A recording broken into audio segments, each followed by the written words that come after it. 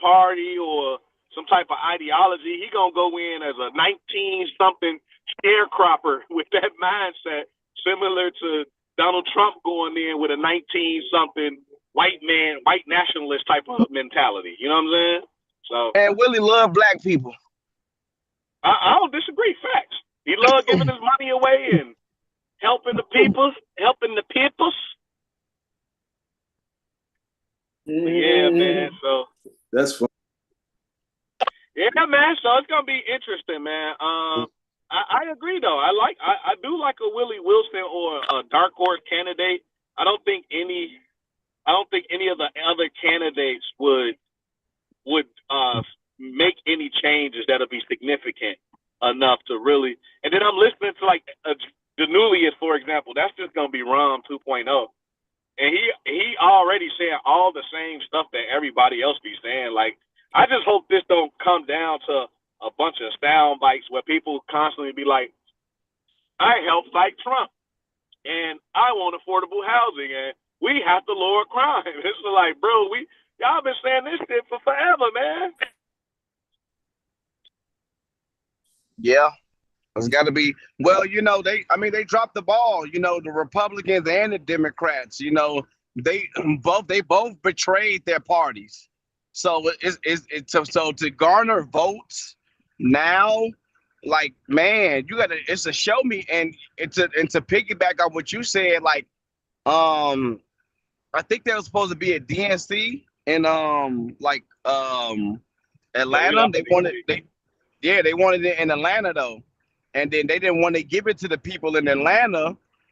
And the people in Atlanta was like, man, y'all bogus. Why y'all don't want to give it sitting here? This is we've been backing you up. We you know what I'm saying? And it's just a time for black people to wake up and say, not just, oh, I want to go Republican or vote in the middle, vote liberal, vote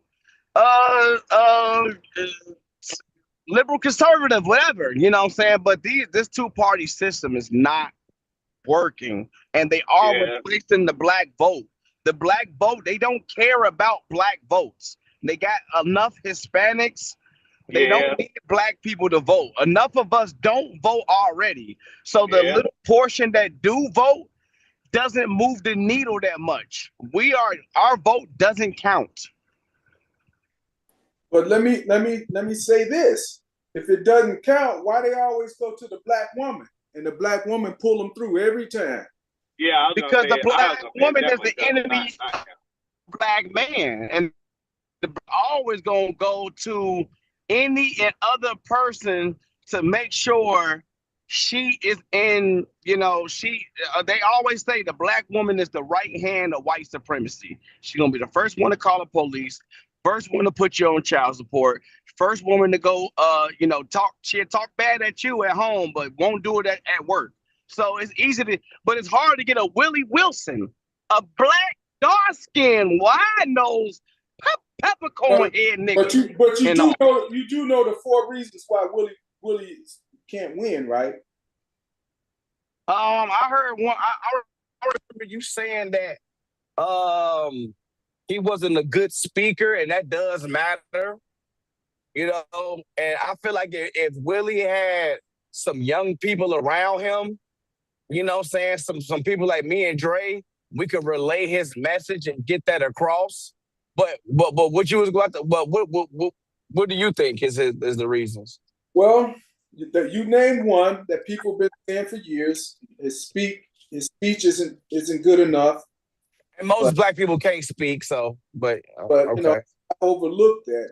I looked at his accomplishment, but then after a while, someone told me, they said, I got people down south, I got relatives, and I can't look them in the face, and my mayor can't even speak.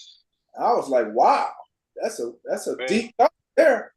And then the other reason is Willie just he just likes giving his money away. And as long as he's giving his money away, people will just take that. They don't care about nothing else. That's fine. Okay, what's on his face and take his money. And then the other reason is Willie is an undercover Republican and won't just come out and claim it. And then The fourth thing is, you know, he's a 5-time loser. He done lost what, 5 races already? Yeah. Well, so to me, a person that constantly keep running, and not getting knocked down and discouraged, because that could be very discouraging. Hey, to me, I give him kudos. Keep on running. You might just win one. You might just. It's a numbers game. It's a number. He's playing a numbers game, and he still got time. So what numbers is not going to be in his favor? Which one? Age. His age. No, that's what I'm about to say.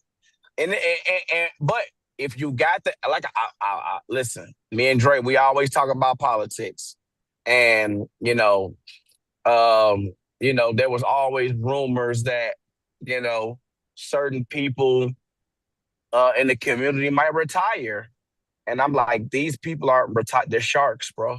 Like older politicians don't retire. They get old till they can't do it no more. Then they retire. They don't relinquish power like that. But, we've been bamboozled. I'm still trying to figure out, we keep talking about the 2-party system. And I'm like, man, that's been like that for what? Almost 200 years? Yeah. It's crumbling. It's worked. But now it's starting to fracture. When you MAGA fractured it, Trump fractured it. When you get because you got MAGA,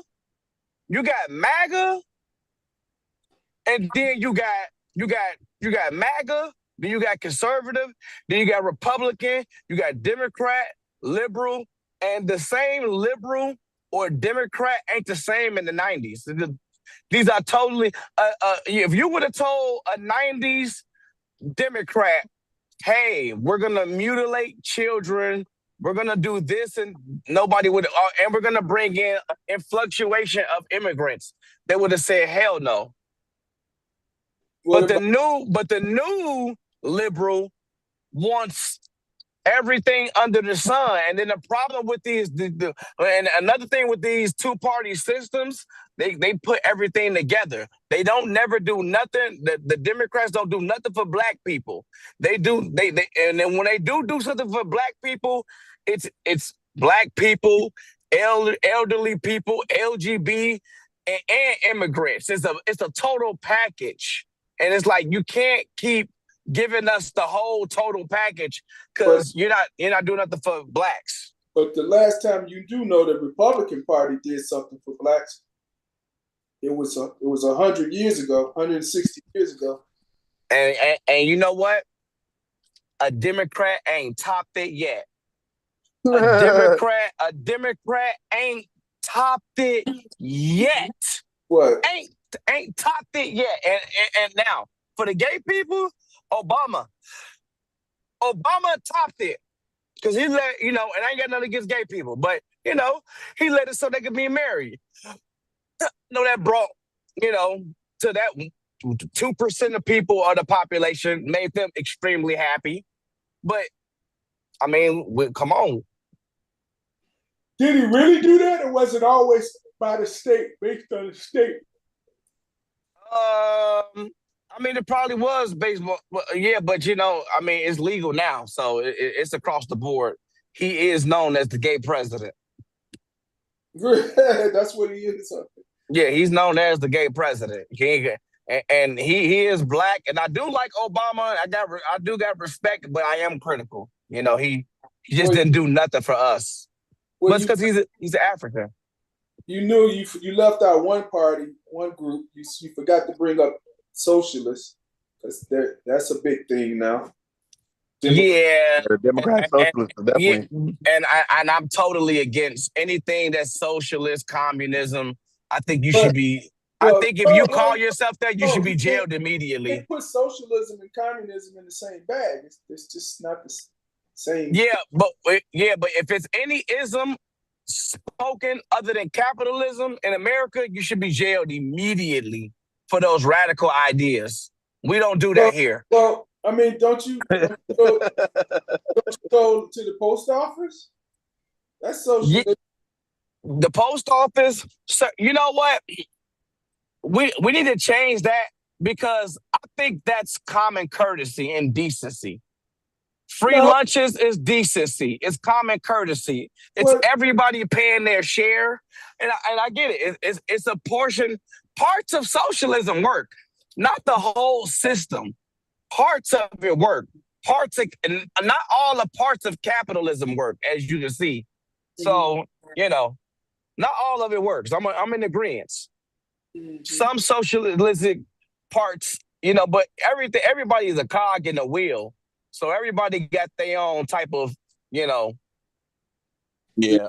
Like as far as socialism, like I don't know how comfortable I'd feel if I worked 60 hours a week and somebody worked 20 and we both got the same outcomes. No. Yeah, I don't know how I would. Or a doctor he's curing cancer and well, stocking shelves at Walmart. No. the thing about that, it kills motivation. People they don't feel motivated. Right. Yeah. I think that's proven too. Yeah. What kills motivation? Yeah, it kills motivation. I mean, why has America had so many inventions and great ideas in the last 150 years, 100 years, And Oh, yeah. Capitalism. Oh, yeah. people left other countries to become great here. Yeah. Like that's one, but the downside to capitalism though is just that in order to build something, you're gonna have to ultimately affect something, and then you're gonna have to build to fix that thing, and it's a never-ending cycle. That's the only downside. Yeah, it goes back to why capitalism and competition. Why does a McDonald's pop up across the street from a Burger King or vice versa? Because it creates Competition. Yeah. Great for the economy and for Right. ideas. I mean, Speaking of economy, that's that's something that I was watching this video. I was telling Mosaic the other day of a black man. He was a teacher. He was breaking down the concept of the consumer price index, which I'm familiar with because I had to take econ, and so, but I know that everybody else isn't familiar with the concept, and so when he was breaking down the numbers, he was looking at 20. I want to say he said 2016, so just 10 years ago, but I could be wrong off on the numbers. But let's say 2016 to 2026, and he was looking at what the consumer price index was then versus what it is now, meaning that equates to our spending power. And so he was showing that now the cost of things now are 93% higher than they were 10 years ago. And again, I could be off on the numbers. It could be a greater time. It might have been 2010, but just for the sake of let's say it was 2016. So he was saying it's 93% higher. And then he was showing that $60,000 back in 2016, if you were to take that into today's amount, that same $60,000 is only getting you about $32,000 worth of spend. Versus if you were to actually try to meet $60,000 from 10 years ago, you would have to make $112,000. almost double. Huh? Almost double. Yeah. And so that's the biggest challenge. We do a lot of going back and forth between political parties and all of this other minutia about the world. The reality is everybody's struggling right now, and we need to be on their asses as a group. We don't need to be fighting against each other about nothing right now. We need to be on asses about this. I brought that up on Barry's time exchange, and I told everybody, I said, money is slow right now. Yeah. It's so slow. Yeah. And it disappeared.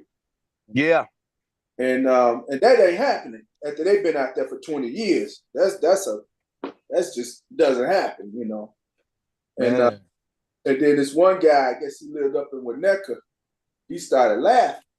Young white guy. Yeah. He started laughing. I'm like, no, man, this is real. This ain't no joke or nothing, putting anybody on the spot. Right.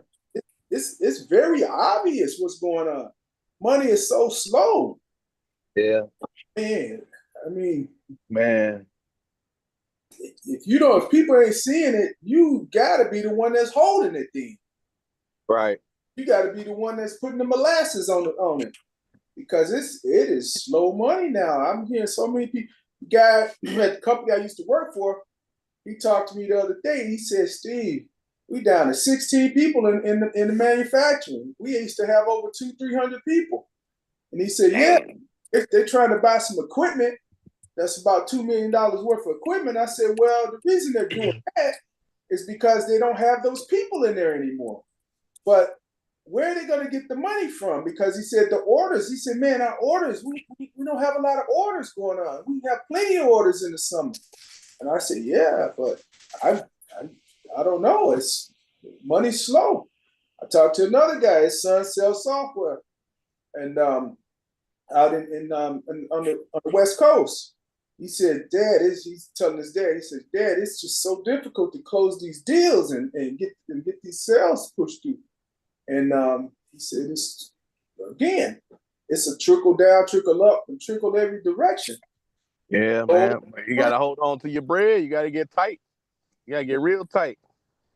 You got to get Yeah. That's do. Yeah, very. Yeah. Because what's not slowing down is the bills. Right. The bills are slowing down. Yeah. The cost. Well, down, but most of us gonna have to learn how to tell some jokes and make some skits, because them the ones winning right now, the content creators, because of the phones. Right now, I'm that's the reality though. Because of technology, the ones that are actually able to survive in a time like this are the people that are getting brand deals, that are getting sponsorships, that we watch reels and shorts and Facebook, Instagram, TikTok, so on and so forth, are sending them checks so that they can keep us entertained. Isn't it so funny how a telephone used to be, when you had a landline, used to be like what, $100-something a month? If you were doing good, you probably could get away with one phone or whatever you had in the house for about $60, $70, $80 a month, right? Yeah. Then they switched over to the cell phones, and the phone cost you $1,200. The phone was $1,200 back then. I mean, they made the money off of the service, I guess, but still, now they kind of make the money off the service and the actual apparatus, the device. I mean, think about it. Somebody had said 50, 40, 30, 40 years ago that you had to pay $1,200 for a phone, which, don't get me wrong, cell phones back then, they were more than that. They were like 2,000 or something. And just to make a call would cost you about $5 a call, Right, because you could do more with your phone than just make a call, Yeah, that's the thing. It does offer more, but no one would have ever thought that people just, I got to get a phone. How much a phone? $1,200, $1,000. I mean, what's the cheapest you can get a cell phone now for? Oh, you can get a cell phone. You can get you can get a really good phone for $50. Internet, 5G, it's gonna be a shitty little Android, but it's a phone that you can actually pick up and make content and get rich off. You have a chance to get rich off that phone. You know what I'm saying? Get rich at that. Yeah, you know what I'm saying? I'm just saying like a little Android. How long will it last? It probably lasts good. It probably lasts a while. But see, this is the thing, Steve. We used to a high quality. We first world people. So when we think of a $60 phone, we like, but they got a really good 60. If you're gonna get you an iPhone 8 right now, which is like $60 to $80, my daughter got that phone right now. That's a really good phone. And that phone came out like 10 years ago. iPhone 8. iPhone 8. She got an 8 right now. We able to FaceTime. She able to talk. She able to download all the latest apps. And that phone is like 10 years old. Right. So, it could be done. It could be done. A 60 ball. I'm trying to figure this out. I'm trying to figure out what my phone is. This is because I got a little rinky-dink cheap one too. But Obama phones was 60. iPhone and it actually it do what you need. Yeah, you can do FaceTime. The little rinky-dink phones work good. That's what all the little Africans be using over there in Africa. Little Africans. Oh man, I'm trying to find a model on this, but I think it might be something like that because I don't pay that much for it. But they said Kamala and AOC running for president. Oh really? Say Kamala and AOC, and you know what? Yeah, they said since AOC been in office, they say AOC is still in debt for her school and make under $100,000. No, and they say that woman is not balling like that, and I'm like, that's commendable. That's a sister. That's a real queen, man. That's a real queen. AOC. That's my president. There's not one person in Congress that doesn't make at least six figures. Real. I'm saying she make 100K. What I'm saying is they're saying she ain't one of these stacked up ass millionaires, and she still got school debt. Well, I could believe they got school debt. I could believe that. Obama had school debt. Bernie Sanders rich. Bernie rich. Obama. AOC is the only poor. You think so? I mean, I think everybody else got it. Dude, Danny been there for what? How many years now? Oh yeah. See, now Danny K, one of them real ones. He look, I'm going to go work. I'm just going to go help the community. I ain't got time to be, Yeah. Now, if I was Danny K. Davis, I'm taking all type of under the table money. That's me. I'm gonna take care of the community though too. So you're gonna take? No, it's just it's a different world. We were just talking local politics about what's going on because the 29th ward, people are looking for somebody to run. They're like, we need somebody to run. Wait, ain't nobody in the 29s? Nobody. I mean, I'm in 29. Oh, there you go. Oh, you gonna get it. It's easy money. Yeah, ain't nothing easy now. That's the thing. Never say anything's easy. And that'll be good. You win that, and then you get Northwest Council. You need Northwest Council to me and Dre. We'll take that over for you. You think you ready? Ready. You gotta go out there and keep the people that's engaged and bring some new.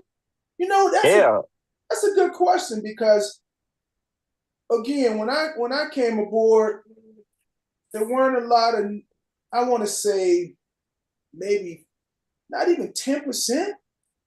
10% of the people that were moving in Austin and buying properties were under 30. And that changed.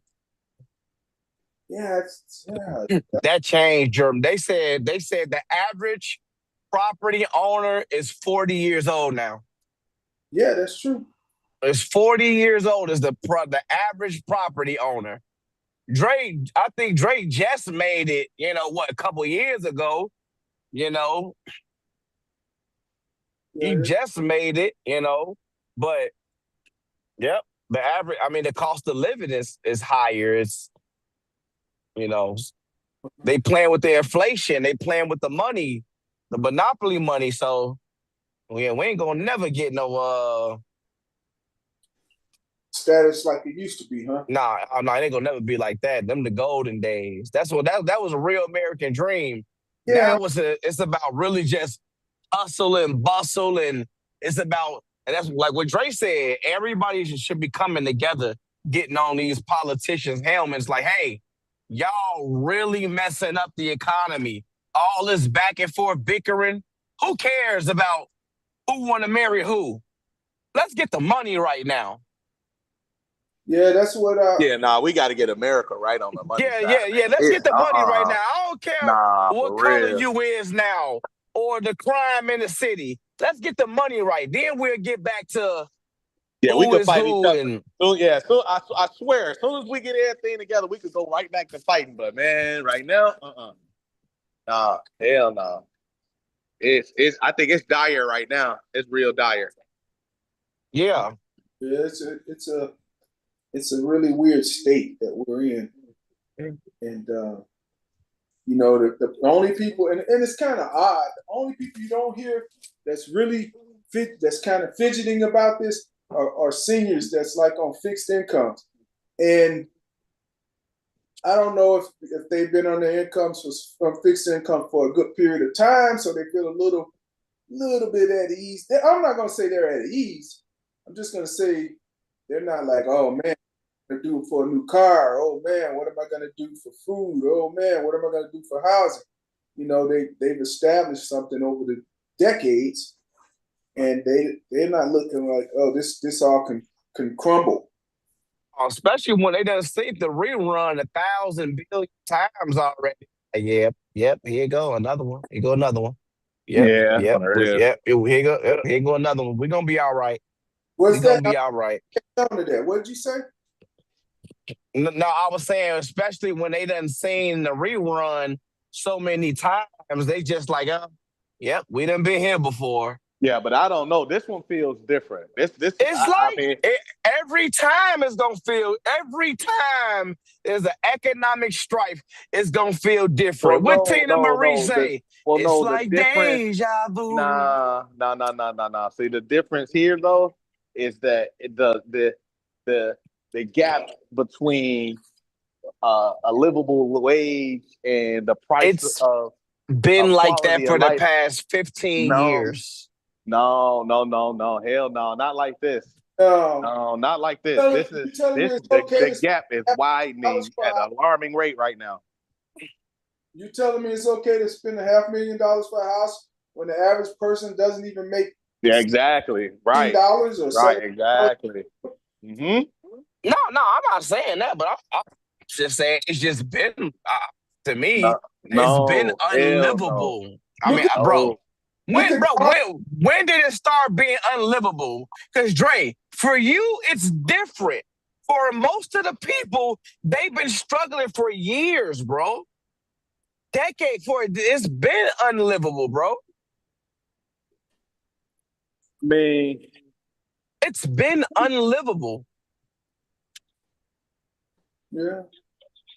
I mean, this ain't just happened. We might have got we might have went up the graph a little bit. It might have then got a little bit more worse, but I mean, it's I think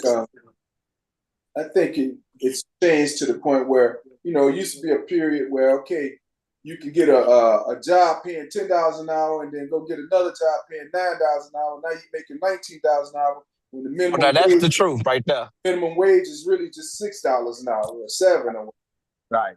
But now I don't know if people can get two jobs. No, you can't get no two jobs. Nah, you can get two jobs. You can get two. Okay. Get two. Shit, we want to work to. That's a different thing now.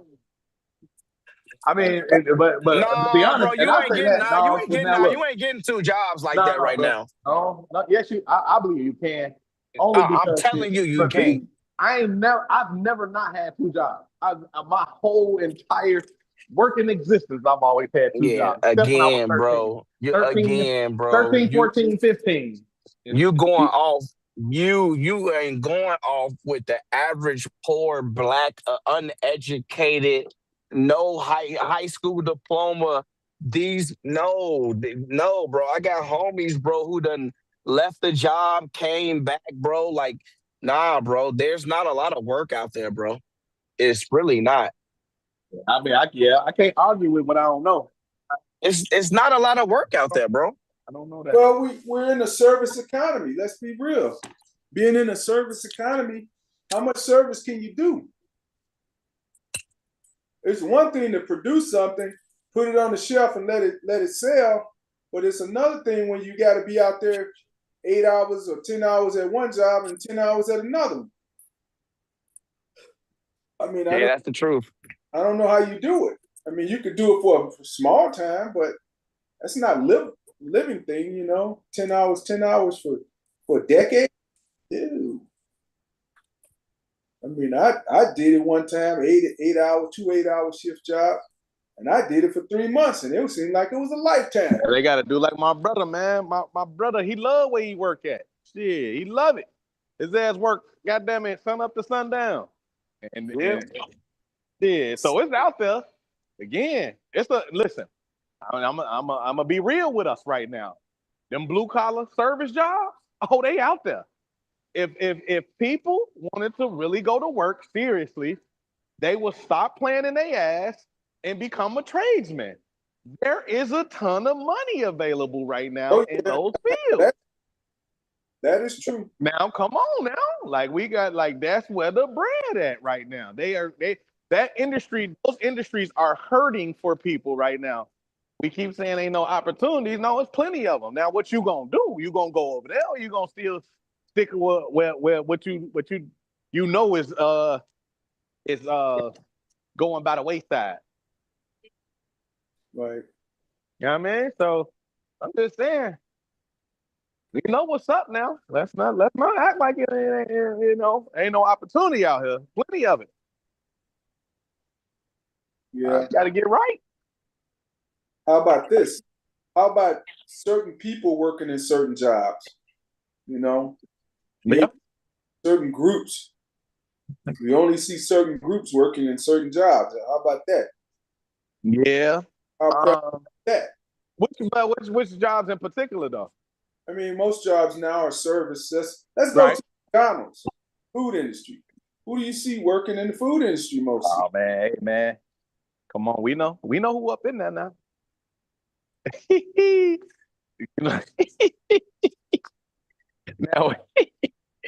Now, look, so going back to, where stuff exists, that's one of them, that service industry is one of them places where our people said that they ain't want to be there no more.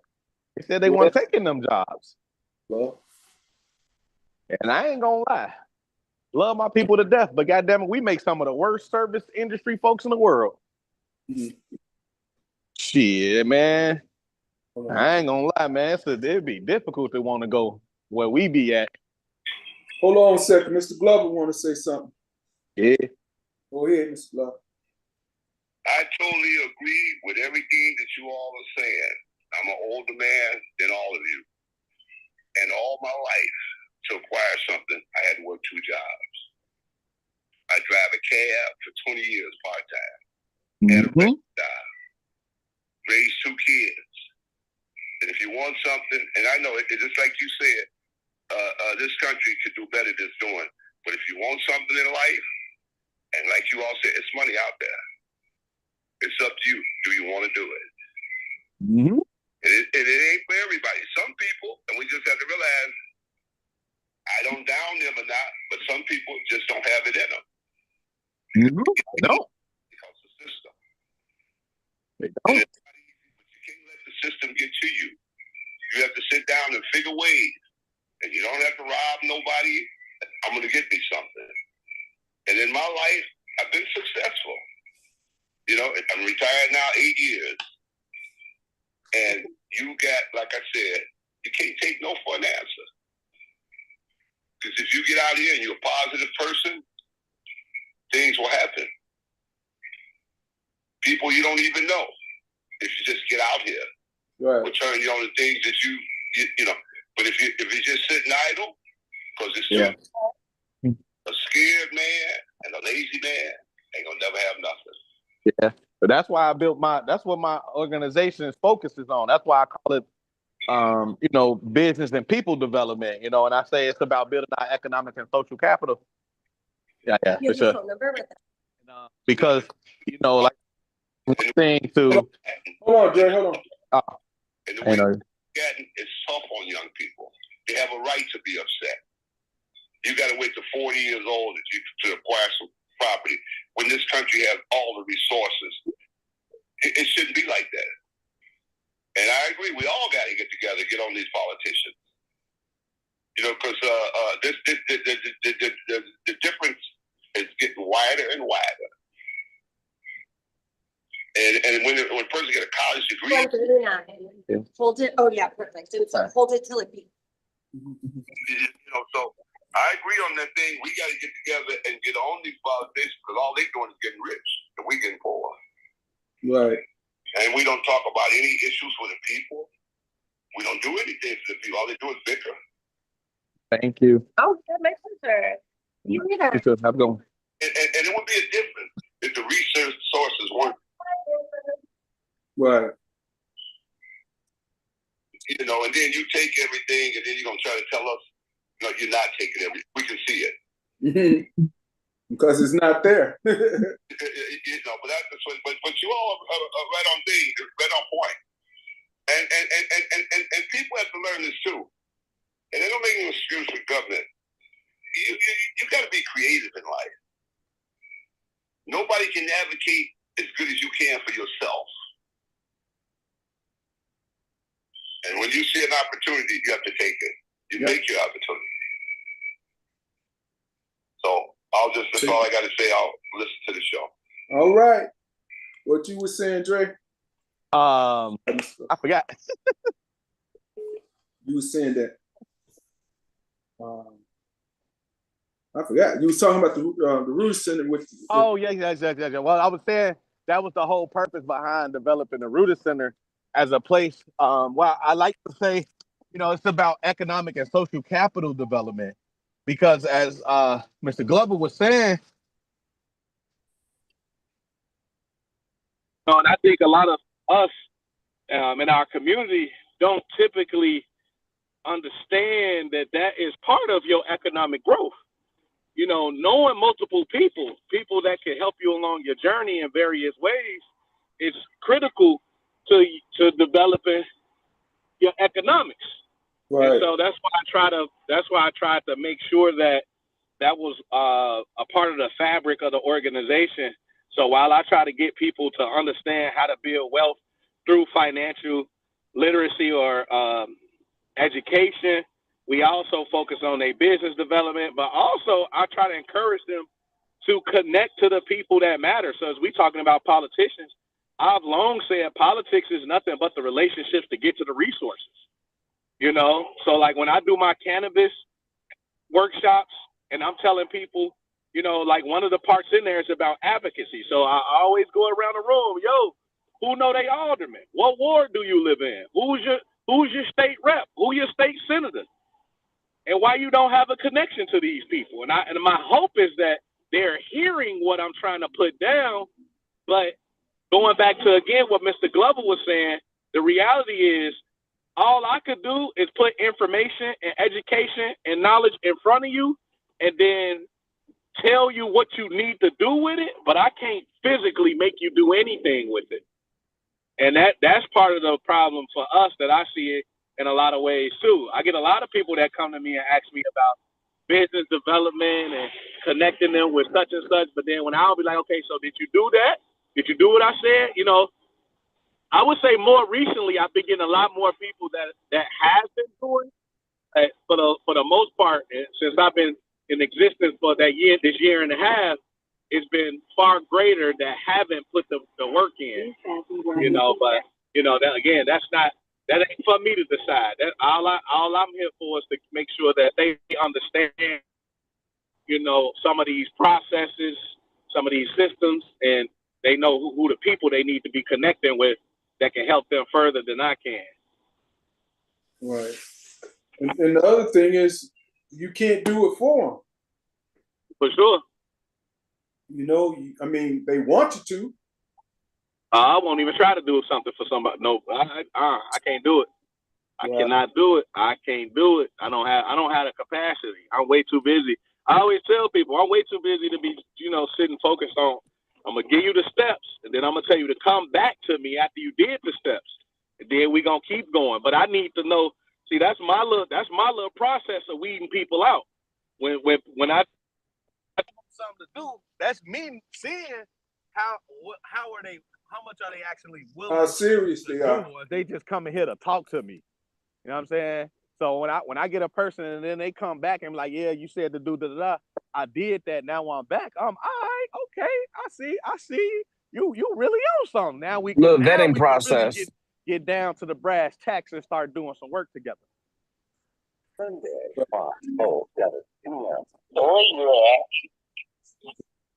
What happened? Monday, 11:04 a.m. But no, I was just gonna reflect a little bit on what happened yesterday with the events, also, right? The Blues Fest and the Blues Fest. Yeah, Blues Fest, Rib Fest, Halo Fest. And then Mental Health Me Hip Hop had their thing going on at the same time as well. So just a lot of entertainment. How did that go? That part you were talking about? Oh, you know what? So the young lady's name is Tatiana Lane. She's also a partner of mine. She uses my therapy space at the Rooted Center to see people in office, and she created, a hip hop focused mental health engagement where she had, multiple things going on at one time. She had like some guided yoga going on out there. She had this one place that was interesting called Don't Crash Out Zone, where they had the kids, they did like the silent, how you call it, like the what's the best way to refer to it as? I don't know if y'all seen. Oh, you're talking about a die-in? No, not that. No. She did a silent party. I don't know, I don't know if you've been seeing with the kids. They do silent parties now where you put the headphones on. The headphones. Yeah. Yeah. So she was doing a silent party. They were listening to some of the music of today, and then they would talk about it. They would unpack the music and talk about, where's, I guess maybe like if it was an angry song, like where's the anger resonate? Where's it coming from? How can we prevent that? So she had that. Then of course they had the performances on the stage. They brought out D-Lo. D-Lo was real popular a few years back for the D-Lo Shuffle and stuff that the kids was in like. Yeah, I think overall, it was a really good event. So what was the population? She had a bunch of panels. Tara was up there as a panel person. LaShawn. No, she gave LaShawn an award, myself an award. So it was pretty cool. It was good overall, dope event. Okay. Yeah. And that was now which stage was that? Was that the one by the football field? That was the one that was off of Central. So if you was to be rolling down Central, toward Harrison, he was at the right-hand side. So what was that in the back again? Now that was the Halo Fest. So that was the John Walt Foundation. That is a woman from Austin. Hold on, real quick. My bad. Sure. Yeah, that was actually it was kind of spread out. They had the Rib Fest right on smack dab of Jackson, and then they had the Blues Festival, which was in the Refectory building, but it was out in the back on the what do you want to call it, the veranda or the I don't know what that area. Yeah. So Halo Fest was so John Wall Foundation. Young lady lost her son some time ago, and he was an artist. He was into music, and so he does that annually. You know, as a 37. It's over a pound. It's 3 plus. So something like 1.2. Oh, okay. Hold on, real quick. My bad, y'all. Go ahead. But yeah, but for anybody that really don't know or remember, John Walsh was he used to have a television show, and it had a lot to do with I think it was people that were missing. Yeah. My bad. So yeah, his son had been murdered. His and little son. okay, so you had Halo. Then Real Fest was going alongside Jackson. Hey, Real Fest was popping though. They had the good music over there. Yeah, they had a stage also. Everybody had a stage yesterday. Yeah, there was a stage everywhere, and pretty good performance. I must say. The only thing that threw me off, it just seemed like it was not joined properly. Was the food good? Yeah, I'll have to say. Okay. Yeah. Yeah.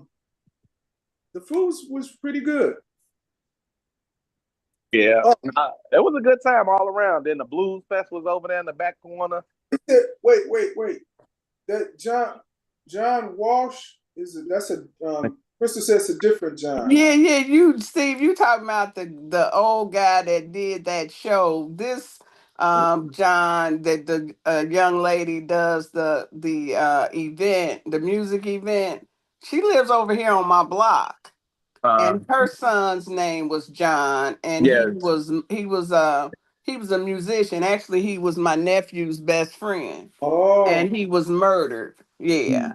Right. And then his mom talking about John Walsh from America's Most Wanted. Yeah, exactly. That's who Steve is thinking of. Right. Yeah. No, John Walsh. His name is John Walsh also? No, John Walsh. Walt, W-A-L-T, Steve, is this young man, John Walt, W-A-L-T. Yeah. Gotcha. Because I was thinking like, wow, this is something new. If John Walsh is giving out money for and grants. That's a fool. He bringing what was that? That was the dude that did what? Inside. What was that? I remember his son name was Adam. His little son was murdered when he was like 6 or 7 years old. And he did the show America's Most Wanted. America's Most Wanted. Ooh, that was a scary show as a kid. Yeah. Hearing that sound, and then they man, what? Man, that show how you paranoid you was a shorty. For sure. That was some decades ago, right? That was my fault. I'm sorry. I didn't quite understand because I was like, wow, this must, because I think he passed away. I think John Walsh passed away. No, he's still alive. He probably in his 80s though.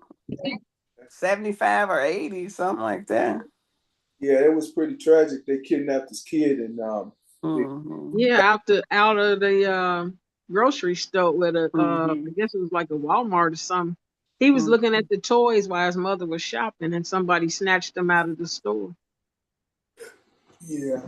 Yeah, but that's why I was thinking it was out of tragedy they were trying to build something. But DeAndre, and you know more, so tell us more about it. Oh yeah, well I'm just I've been connected, not thoroughly, right? I've been trying to get her name's Nichelle to come to one of our district council meetings so that she could actually talk about the foundation and I could learn a little bit more. I just know of her through connecting in various ways in various rooms, but I just knew that I do know that that's her son, and she's done this as a in respect to his life, because he was a musician, and like Crystal just mentioned. So I don't know a whole lot. I'm still looking to get her at one of our meetings so I can learn more, though. Right, absolutely. Yeah. But yeah, all in all, the food was pretty good. I heard the winner of the Rib Fest got a little indignant when he won. He started swearing and saying, and I'm like, they forgot kids are out there. The guy got on the mic and It's like, yeah, this what I'm effing talking about. You MFers ain't this. Oh no. Our people is nuts, boy. You Over can't take us nowhere. ribs? Come You on, can't take us man. nowhere, Shorty. They said people start looking around like, hey. No, bro. Then they say he took a minute. He left the stage, and then he said, "Hold on, I forgot something." He came back and picked the mic up and dropped it. And then it was like, hey, it's not your equipment. What are you doing? Nah, man, ribs in the show. Huh? He can't come back next year for sure. Yeah, he won't be winning for sure. Nah, that's ribs in the show. That's crazy. Nah, that's a lot, man. Them people crazy as a roll lizard. That's what my grandma say. Them people crazy as a roll lizard. For real, bro. I know. But yeah, we went over to it was funny because when we went over to the blues festival, and a lot of the younger people were like, "Steve, you going over there?" I'm like, "Yeah," because I had Chantel with me, and she wanted to go over and see some of the people in the district. She knew they would be there, and even Kobe came over, and he was, he's like, "I'm going with you guys." So we come over, a lot of the seniors saw a lot. I'm like, "You guys don't listen to blues, but you should come see what it's like anyway." And some of them came over, and it was funny. Ike Carruthers asked Chantel to come up and speak, and she came up to speak, and she thanked them for having her speak to the people, and she said, "Okay, thank you, Mr. Carruthers." Ike said, "Oh, she got to be really young. She called me Mr. Carruthers." I was like, "Wow, man." She just thinks they don't know you like that. A lot of people just don't know him. They haven't been around long enough to even know that he was alderman at one time. That was over 20 years ago. Yeah, I want to say. But he got a kick out of that one. He's like, "She called me Mr. Carruthers." Like, what else you want? You want to be called Ike? We get it. Or alderman. You want to be called alderman. There you go. He had to get that power. So how he lose power? He lost? No, man, he went to jail. It was well, what the ironic thing about it is he went to jail as a politician. His dad went to jail as a politician, and his granddad went to jail as a politician. Yeah. So he did right.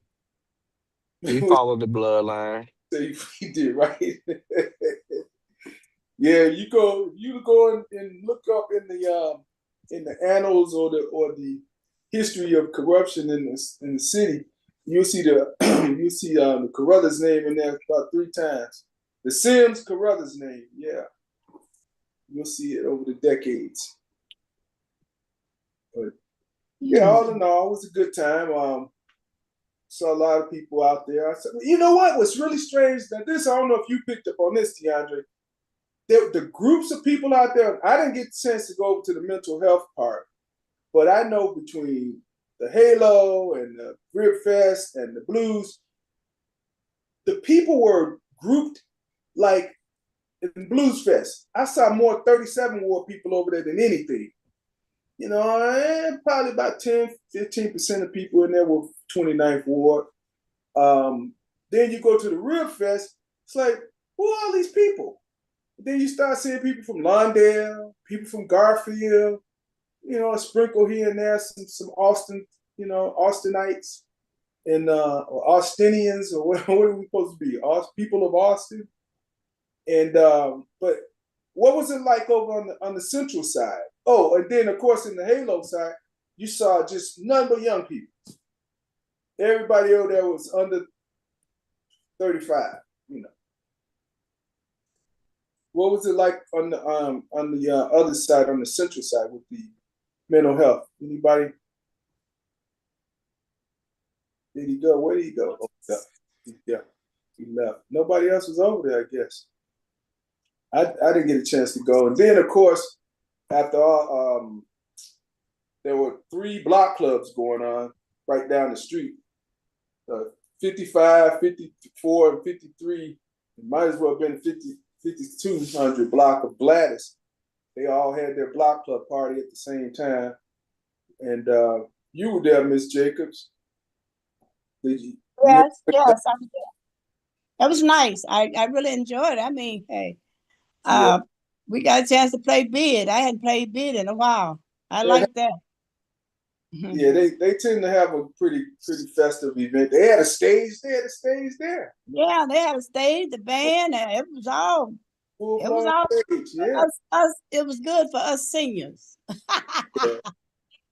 And that's a pretty long block. That's a long. Yeah, but everybody was there. I mean, it was people there.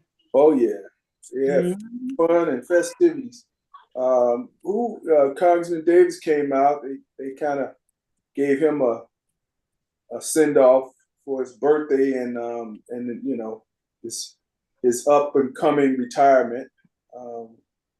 What else? They had the African dance troupe. Oh yeah, that was great. Oh, that was beautiful. They were great. They were fabulous. What else do they have? Of course, you know. State rep come. Did he make it? I did not see LaShawn there. No. Yeah, you know, he actually was there when I had came through earlier. Okay. So he was there roughly about 3 o'clock or so. Okay.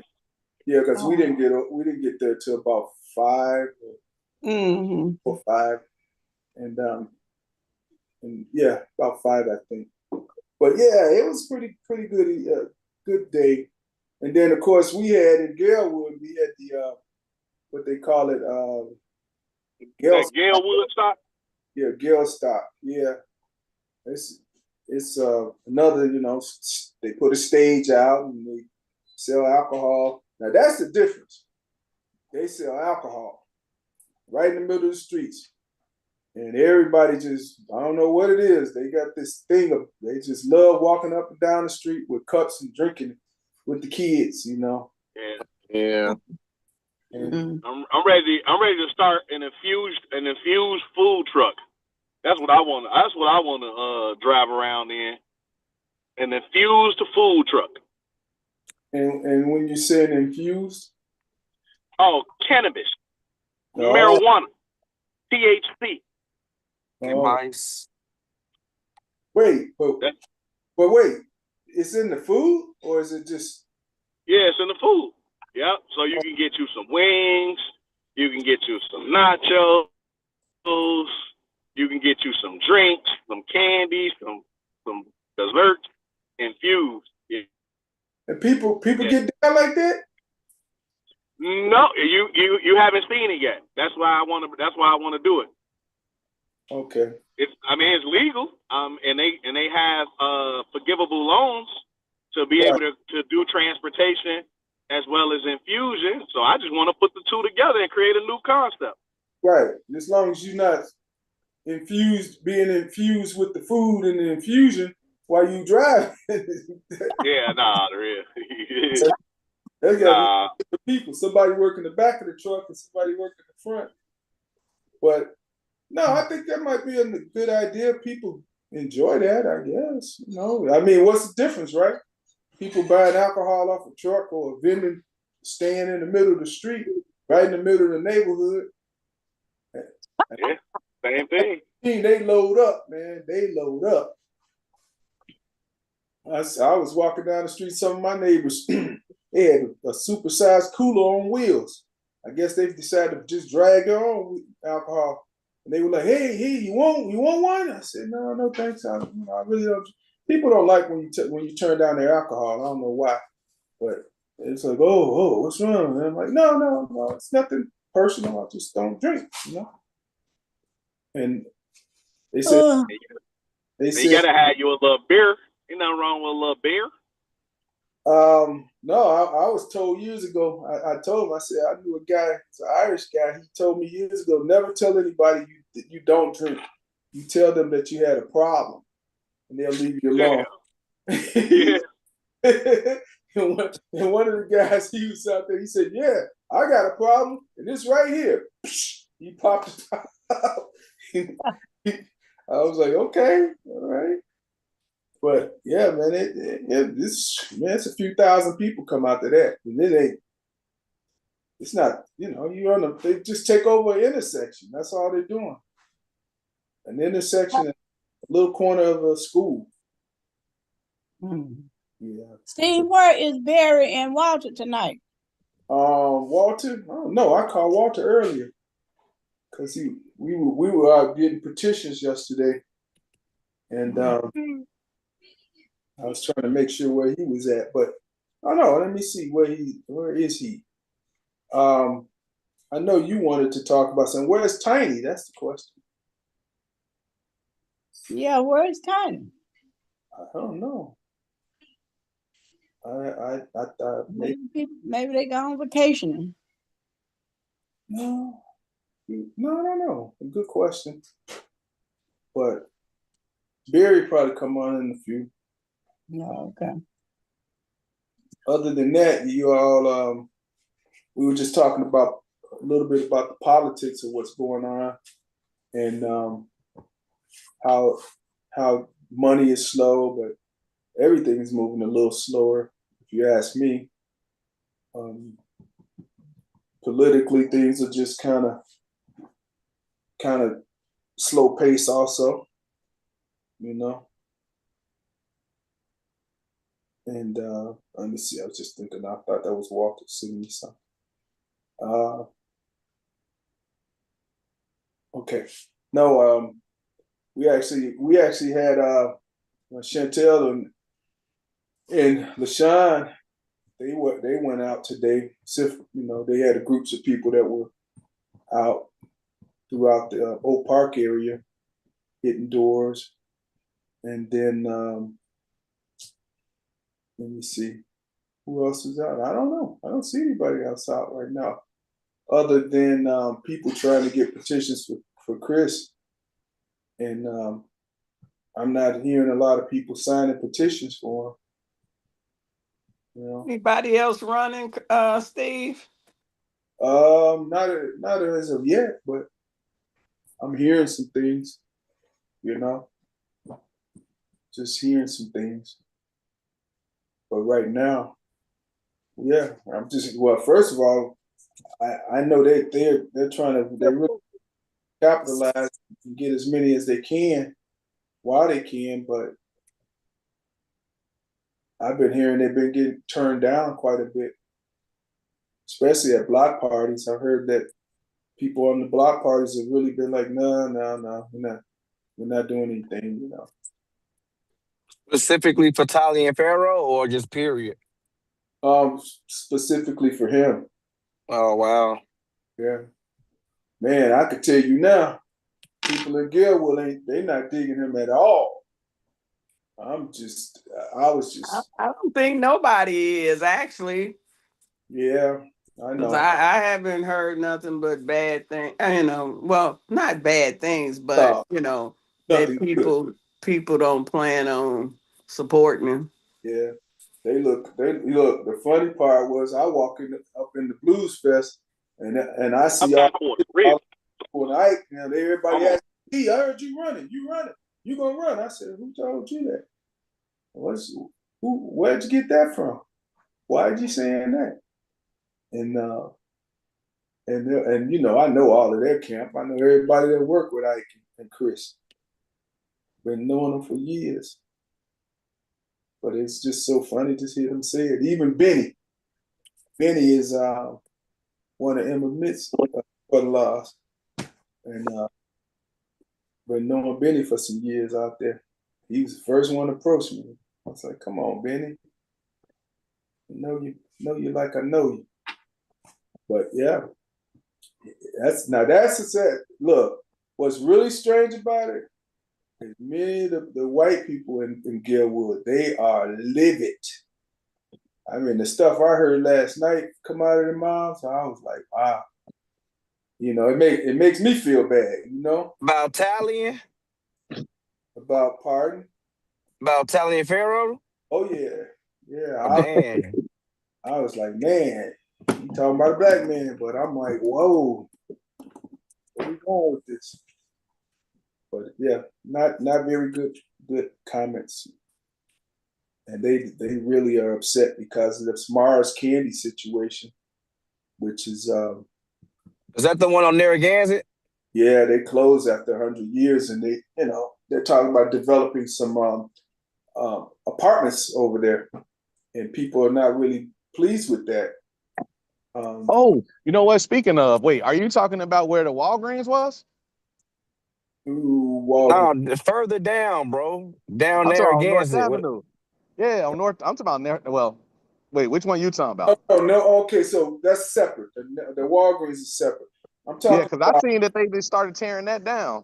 Yeah, they're tearing that down because of they're putting the McDonald's there, and people are not. They gonna put McDonald's. Thumbs down. Yeah, that's not going to be a good thing, also, because thumbs down. We love burgers now. That should have been pushed further. That's a terrible intersection or jogging intersection between Narragansett, Ridgeland, Mobile, North Avenue. It's just a weird. People have been killed over there just crossing the street. And I can imagine once a McDonald's goes in, although they'll have enough land to kind of do their drive-through and what have you, but it's just, how do you time the traffic between a bus that pulls out on its own light, less than 30 yards away from Narragansett that changes a certain light, that goes into North Avenue, which is constantly flowing with every light that turns, 100 cars go through. Every light, 100 cars go through.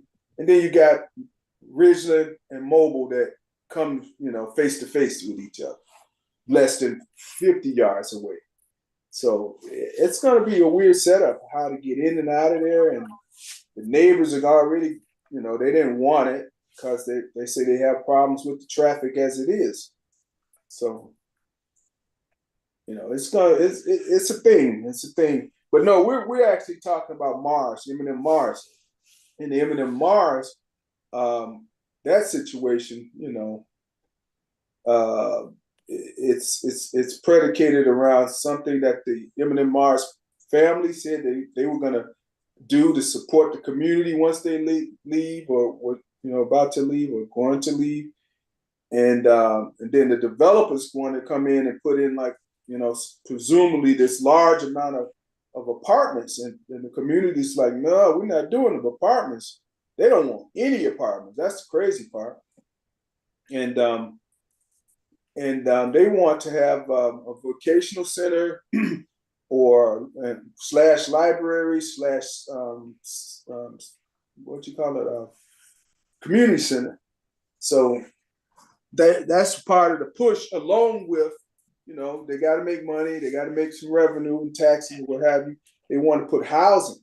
They want housing there also, not just apartments or very little apartments, if any amount of apartments, if anything. And believe me, that one might cost Chris his position. So where are you all with all of that? Obviously, Well, we have gotten the opportunity to actually sit at the table and have the discussion now, because the discussion is going on with community and the various groups that are involved, including the Alderman's office and the developers and M&M Mars and a couple other groups, but it's kind of at a stalemate for right now, but I think it's going to kick back up next month, the big meeting, and then people are going to come, they're going to either stay at the table and walk it through, or it's going to be some pushback and it's going to escalate to the next level. And believe me, that the things I heard and I've been hearing for the last few weeks, it's not going to be pretty. Another thing, I was really surprised in the Gilwood area that many people they're not looking at Janulius, man. They do not really care for Janulius. And, I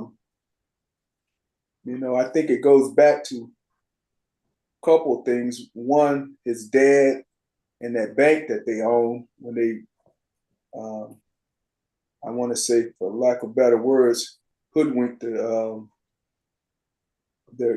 people, you know, allegedly, because I don't know the whole insides and outs of it, but I do know there was something that went down about almost 18 years ago or so, where they owned the bank and it went under and people lost money or something.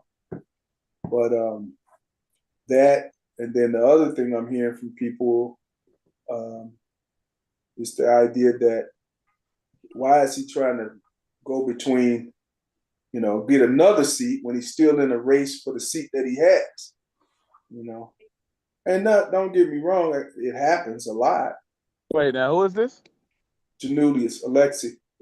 Oh yeah. That was one of the Keep talking. That was one of the when I was telling you about the young lady and her and I was talking when I was on the way back. That was one of her critiques of him and Susana Mendoza. Like, they already got their own seats. Now they want to vie for another one.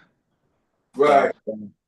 Right. I mean, that's one of the things that's being said. But you know, I mean, if it was me, but who knows who's pushing him? Because I asked him, I saw Janulius a couple of years ago at a gala, and I asked him, I said, "Hey, you ready for the big dance, Mr. Secretary?" He just walked in. I caught him. So, are you ready for the big dance? And he kind of dropped his head and he said, "Hey, you know." Then this political guy was with them, and he said, "Sir, who are you?" You know, and I said, "Oh, I'm Steve Robinson. You may or may not know me from out west." You know, and I said, "I know a few people in politics and here and there." And he said, I mentioned Danny. He said, "Oh, Danny Davis, yeah, Danny, that's who I am." But he never would answer that question. And I knew 2 years ago when I asked, it was definitely going to be a push to go run for mayor. And another thing, the third thing is his personality. And he's got the personality of a coffee table. Just sit there, you know. It's like, and you could tell from his commercials. Hey man, I'm gonna tell you though, sometimes that don't even matter. I'm gonna tell you what when women told me. They said that's an attractive white boy, black woman. Said that's an attractive white boy. In a lot of cases, man, you know, to be elected, you gotta look like something. We gotta keep it. We real shallow like that here in America. So that's not true. Hey man, listen, that's man. not hey true, man, boy. say You look man. at all these motherfuckers. You look at all these people in office, man. All these presidents, man. All these white dudes, man. These people ain't handsome. And all that. I give you I Gavin agree, Newsom. but He hey, but one of the listen, hand. I we give not voting for Gavin them though. Brock. Hey, Yeah. listen, we not Bernie voting is for them not though. handsome. But we not voting for them though. Yes, we is voting for Bernie. I don't want nobody handsome. I don't want nobody handsome. I want you funny looking. Cause you gonna make real equal laws for all the funny looking folk. Pretty folk don't do nothing for nobody. Nope. Hey man, listen, man. I Hey, want we you out real of office, shallow like that. goddammit. What can I say, man? I want Some of you us out that of office, shallow, man. goddammit. That's how some of us look at it, man. I don't know about that one. I don't know if people really ready to sacrifice. Man, look, when you're attractive though, it does help. No, it definitely helps because conversation rule the nation.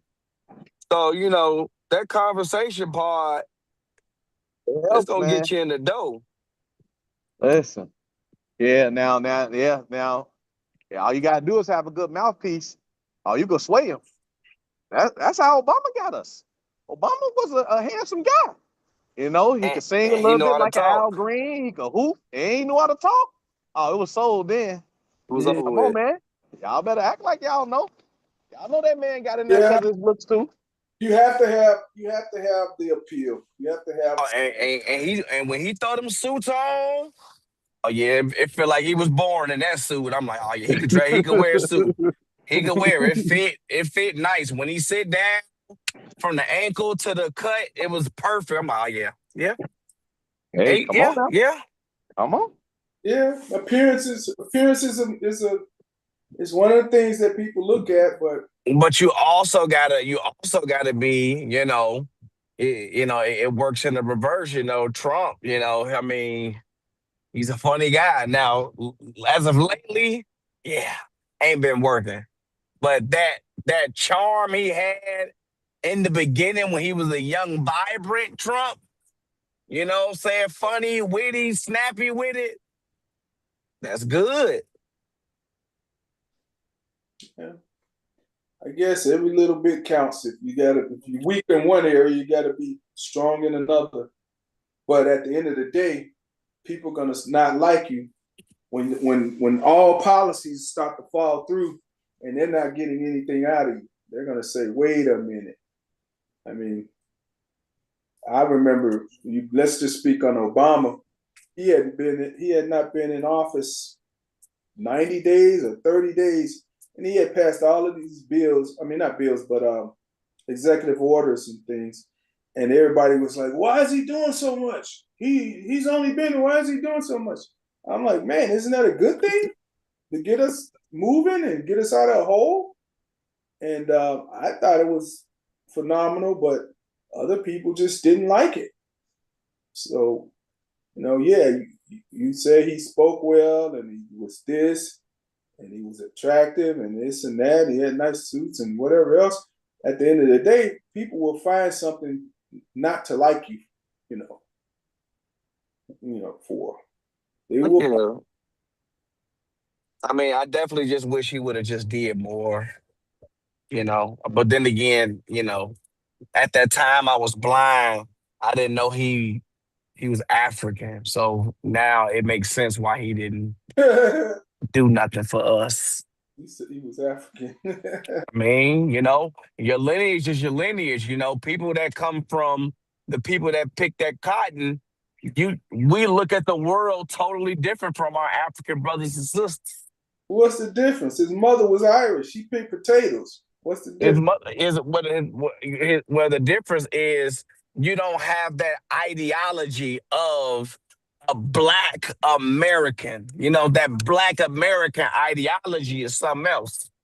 And when you don't got that ideology, you don't care about reparations or doing things for Black people. You care about doing things for a whole marginalized group or immigrants and things that you know what I'm saying. So, but his wife was Black.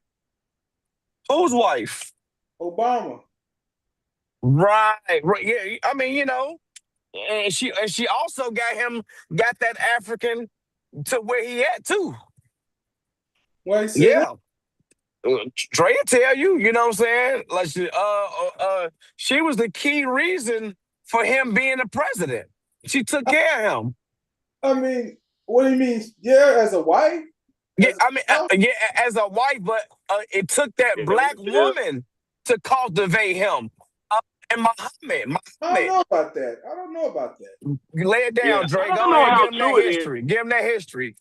Nah, don't renege now and say how true it is. When you regurgitated it to me, you ain't you. It was that. Somebody was saying it, or a book, or whatever it was. They were saying how he was dating a Asian woman, I believe, madly in love with, but he knew that for where he was trying to go, he would need a Michelle. You know what I'm saying? And I'm not saying he married her, but the reality is when you in the game for real, you are going to make decisions that can help improve your outcome. You know what I'm saying? So and it definitely I agree. Was being with Michelle that really elevated him. It would have been like, we got to be honest with ourselves. I know how we like to think, man. It would have been difficult to see that Black man up there with another race of woman, and feeling like we was like, you know what I mean? Don't get me wrong. I think she actually did help him elevate, but I think but she put that foundational Black American twist onto him. She put the validity on him. That man ain't had no Barack Hussein, Obama. But when we say Big Mama Michelle, I'm going back to the late 90s, maybe around 97, 98, I don't know, 99. when I first heard of him, he was a senator, and we used to send organizers downstate. And when the organizers came back, he said, "Man, it's a guy in the General Assembly, man. He's got an African name, but everybody flocks around him. He's like everybody, you know." And they say, "Man, they like the way he speaks and this and that." I'm like, "Yeah, who is this guy? You know, where is he at?" They said, "Well, he's from the South Side, this, that, and the other." Mm-hmm. Like, okay. Then I start hearing more and more. But you know, that could have been some years after they had been married. He started off as an organizer for, I forgot what organization out south. Well, they met in college.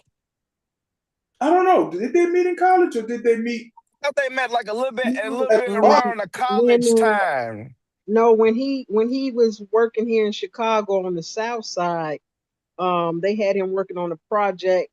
I believe it was also trying to get people to vote, and I can't remember who it was that they were trying to get the votes in for, but they had him because he was, like I said, he was a running back then. He was a young senator or whatever, and well, this was even before he even really was well known, but he was working on a lot of projects on the west. I mean, not on the west, on the South Side, and they got him and Michelle to work together on a project.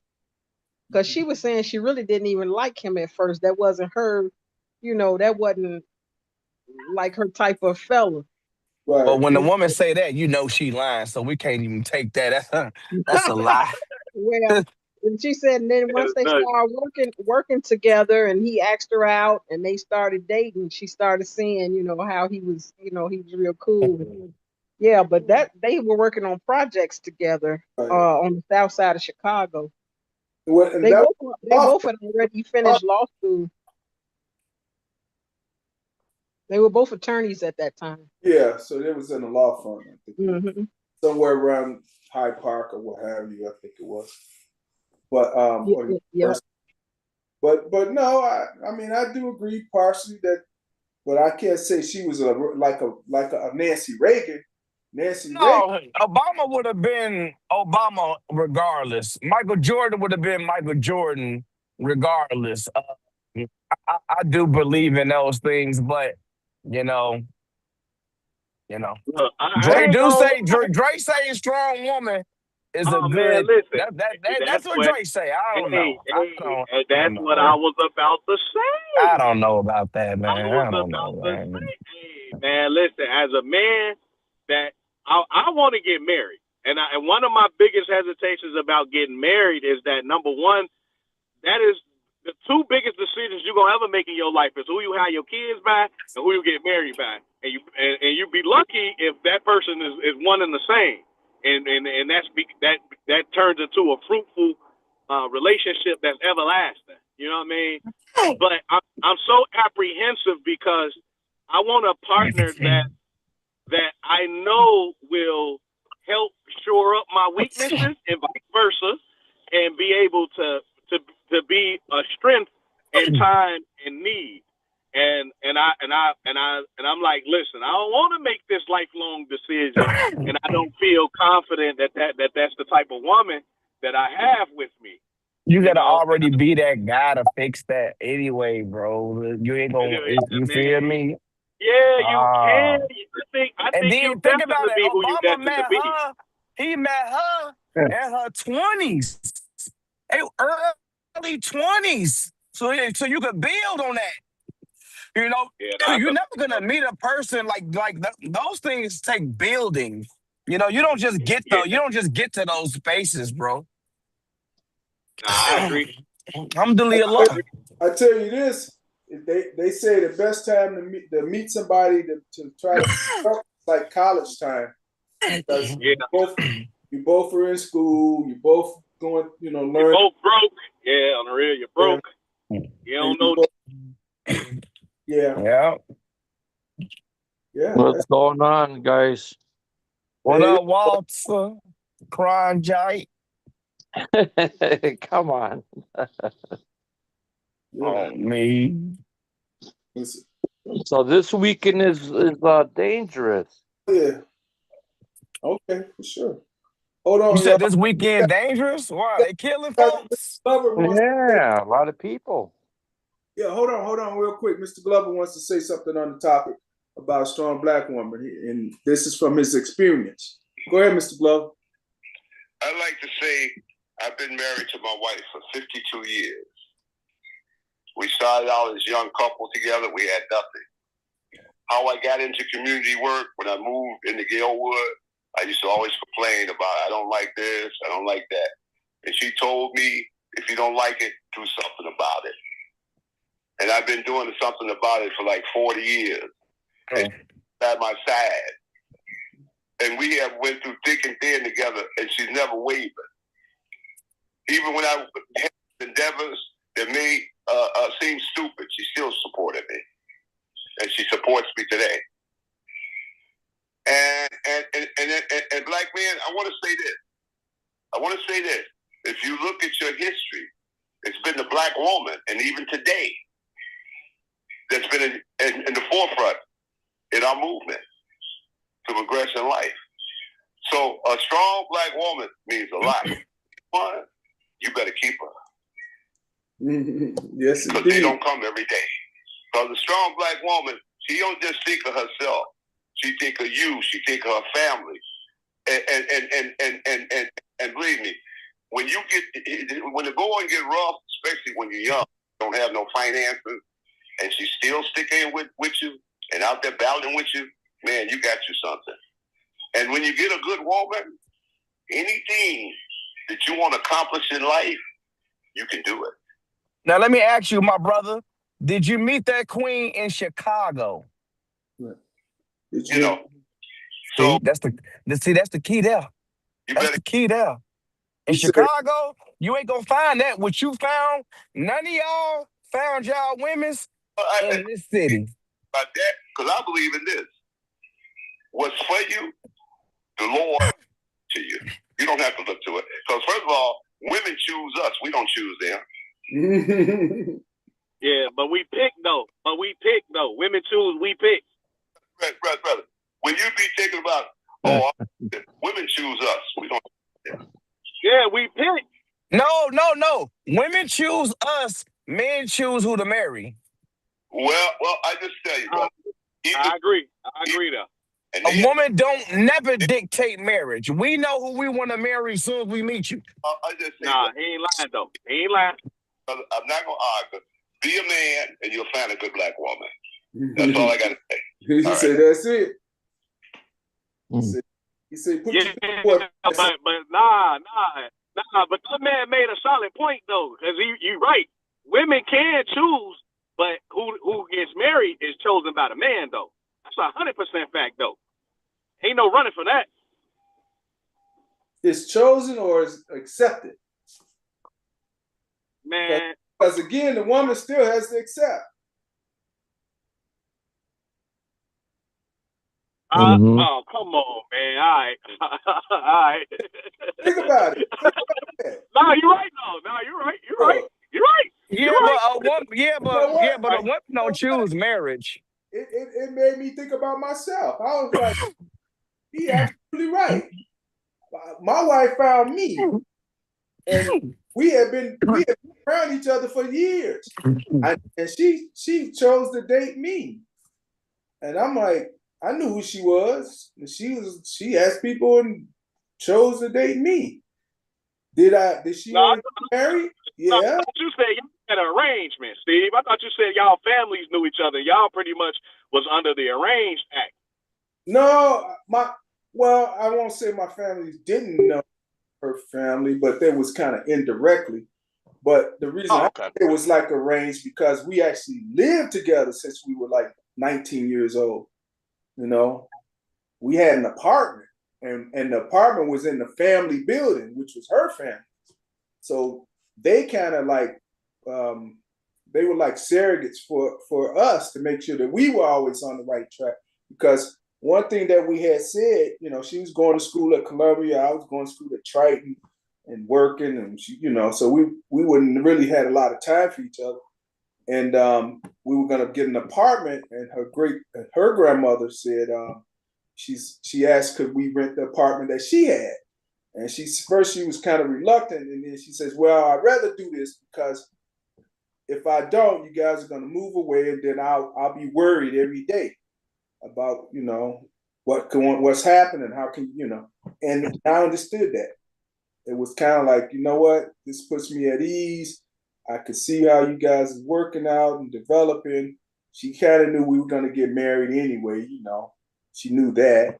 She knew we were just young and trying to work our way towards it. And I, like I said, and the other part about it is when you make mistakes, you got somebody to go to. You know what I'm saying? You can go to those older people and say, hey, this is how I'm feeling. This is what's going wrong, or however. Or they're going to see something and they're going to say, hey, you need to pull that in. You need to slow that up. Wait a minute. I never forget my wife's grandfather came to me and he was like, hey, let me talk to you, Steve. This is in the back of the house. He's in the yard. He's like, you need to tell Angela that she can't be going out. She can't go out. And I'm like, why would I do that? I'm not married to her yet, and you're her grandfather. Damn, what? Crazy is it? What's that? No. So when he said that, I was kind of like shocked, like, man, I don't want to tell her what to do, because if I tell her what to do, she's gonna tell me what to do. But he understood, hey, it don't look good. I mean, she wasn't going out a lot. She probably went out like 2-3 times in a row or something with her friends. I go out with my friends, when I get a chance. But he didn't see that as the right thing, Mm-hmm. And I guess it was from experience. From what I found out, it was from experience. Being an older person, being an older couple. They knew. And they typically do know, Ain't nothing new under the sun. That's for sure. Any comments? Any rebuttals? What were you saying, Walter? Where you been, Walter? No, I just got that thing, your text now. I'm like, are you guys gonna have it tonight? Yeah, I think I thought you knew. But yeah, we were talking about the girl with what is it? Woodstock or whatever. Yeah. Did you go yesterday? It was packed, but they see me coming from a mile away. Yeah, but what? I don't get it. I mean, that's a good thing, bad thing, or? No, I mean, it was closed off. You got certain there's entrances. They got 3 blocks closed off. Oh, they actually closed the blocks off this time? Yeah, 3 blocks. Oh, I don't know. I got there late, about 8 o'clock. Yeah. Yeah, but it was still a lot of people out. But, but I didn't realize they had it all, regulated like that. Mm. So you didn't go in, or you didn't get a chance to see anyone, or? I stayed outside of it. Okay. What street were you on? I was by the parking lot. Oh, okay. So about a block away. Yeah. Okay. No. Yeah. What about yourself? You went inside? Oh yeah, I ran into quite a few people. Although it was almost 9 o'clock, but in dark, I ran into probably good 25, 30 people. Oh wow. Good 20, 25, yeah. Didn't even say nothing to you?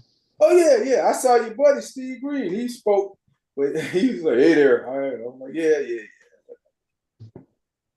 Yeah, he said something. He was packing up.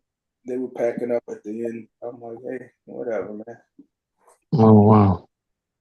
Well, yeah. I saw quite a few people. I saw the girl from the Park District, Niecy Robinson, her and her husband. I saw Xavier and his wife. He works for the state police, and with Camille. police guy that you met that I introduced you to. His family lived right there. They live literally like 6 houses from the stage. Oh wow!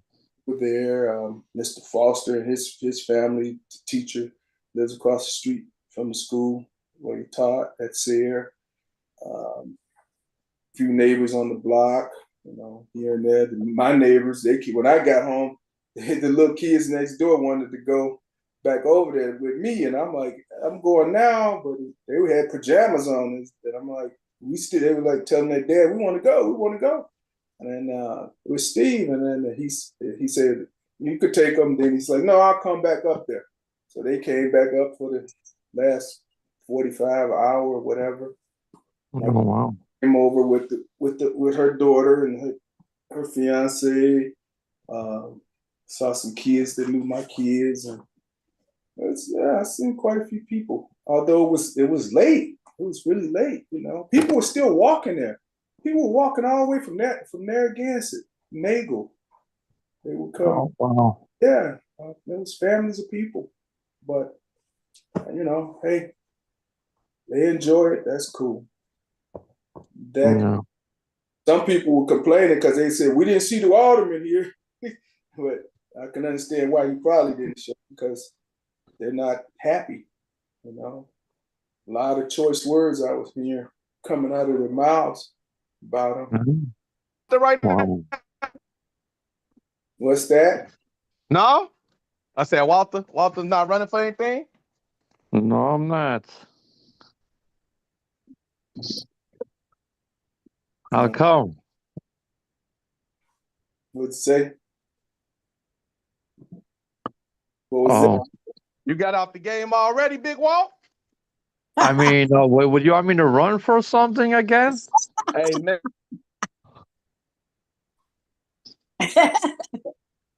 No, but I mean, it takes a lot of time running for office.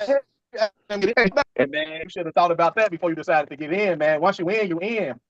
Once you in, you in, man. We can't be playing with the people like that. Tell them you want to represent them, and then you don't even, you feel me? Talking about it's hard work. What's wrong with you? How many votes Walter got last time? 250,000. Oh, I thought he got how many? 250,000 votes. 250,000 votes. And he's still the committeeman. Yes. Hell. Damn, what? I don't know if I should call you Walter White or Walter Wheat. What do you mean, Walter Wheat? So you know who Walter Wheat is, Walter? No. Tell me who Walter Wheat is, DeAndre. Everybody knows Walter Wheat is. Walter Wheat. You know the Wheat. No, he was the founder of the Four Corners. Yeah. Wait, I thought that was Angelo. No, Angelo was? Yeah, Angelo was, right. But Wheat was what, later on down the line or something? So it's okay, so for the Walter Wheat. I forgot who Walter Wheat was part of. I really can't remember. I think it was. He came after. I mean, a little after. They were still somewhere. But yeah, Walter Wheat. No, man. Yeah, it was a very good. Walter Wheat. That's off. Garfield Park on the west side. Why, you looked him up? I'm looking up right now. Walter. Yeah. No, Walter Wheat is. Yeah, that's me. The other guy came from too. Walter White is from Breaking Bad. He was a big time drug dealer in Breaking Bad. Yeah, but Walter Wheat is a Chicago gang chief. UVL. Yeah. No, he was Four Corner Hustler. No, that ain't that. He UVL. He just looked up. The bicyclist killed West Side gang chief. It's in '94. Yeah, this goes back. It's funny he called you that, though. That's the funny part. But, we getting in the thick of things. Shoot, school's getting ready to start back. Like I said, from the beginning, money slow. People trying to find their way and stay afloat. All this politics are starting to ramp up again. What's that? The politics is non-stop. Politics is all the time. Because we got November, then we got February. Right. Yes. That's the truth. Yeah, people got I don't know how many people know that right now, you know? And you know, I hate the way you breaking up, bro. Yeah, you're breaking up.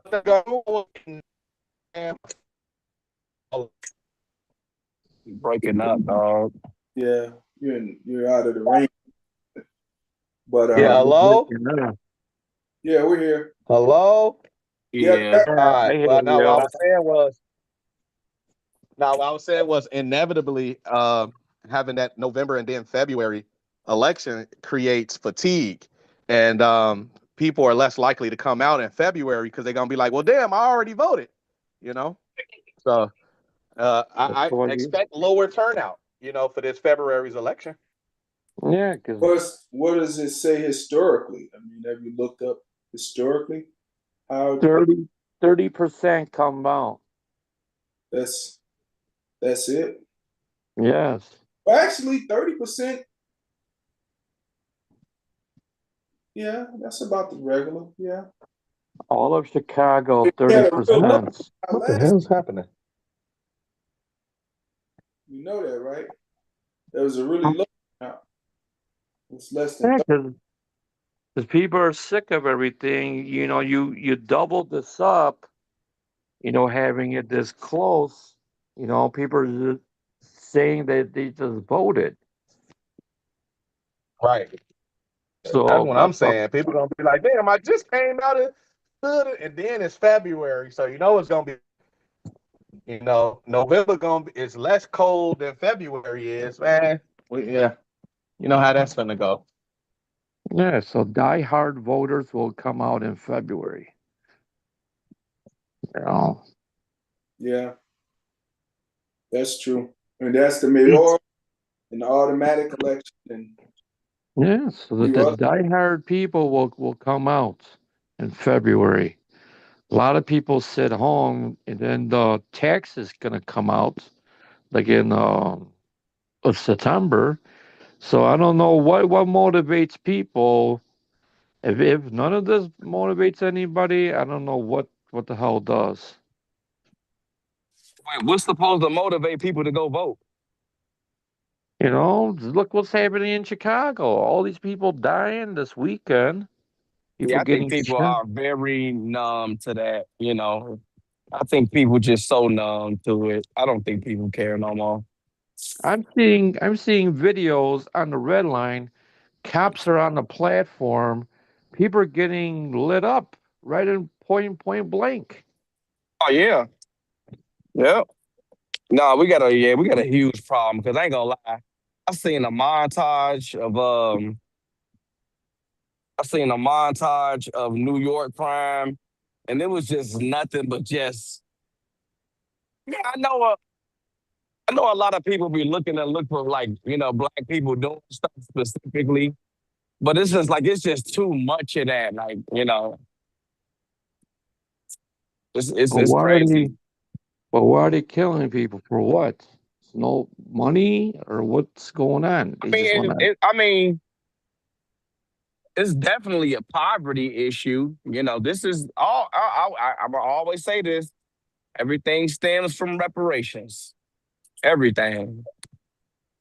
Reparations and education. When you, like, you know, so they kind of created this class of black people. Now, don't get me wrong, they're responsible for their own, you know, but, you know, this class of black people was created. I mean, I get that education we just wasn't not default, you know, ignorant niggas. I mean, This was The created. education, I mean, the education part, I get. The education sucks now. But labor and stuff, it happened in the 40s. Not in America only. It happened in Europe. It happened all over. What you mean? What happened? Forced labor. Like, slavery? No, 1940s.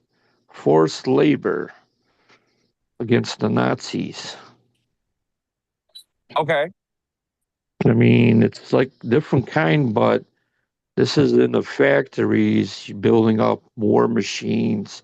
The same companies are open now. The German companies are still going on now.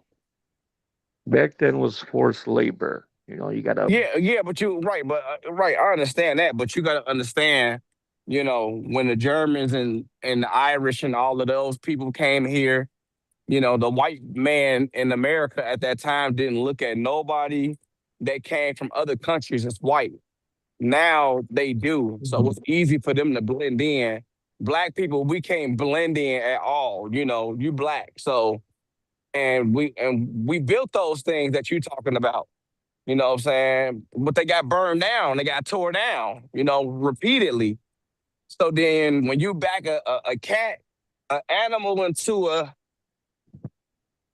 In the corner, corner. it's going,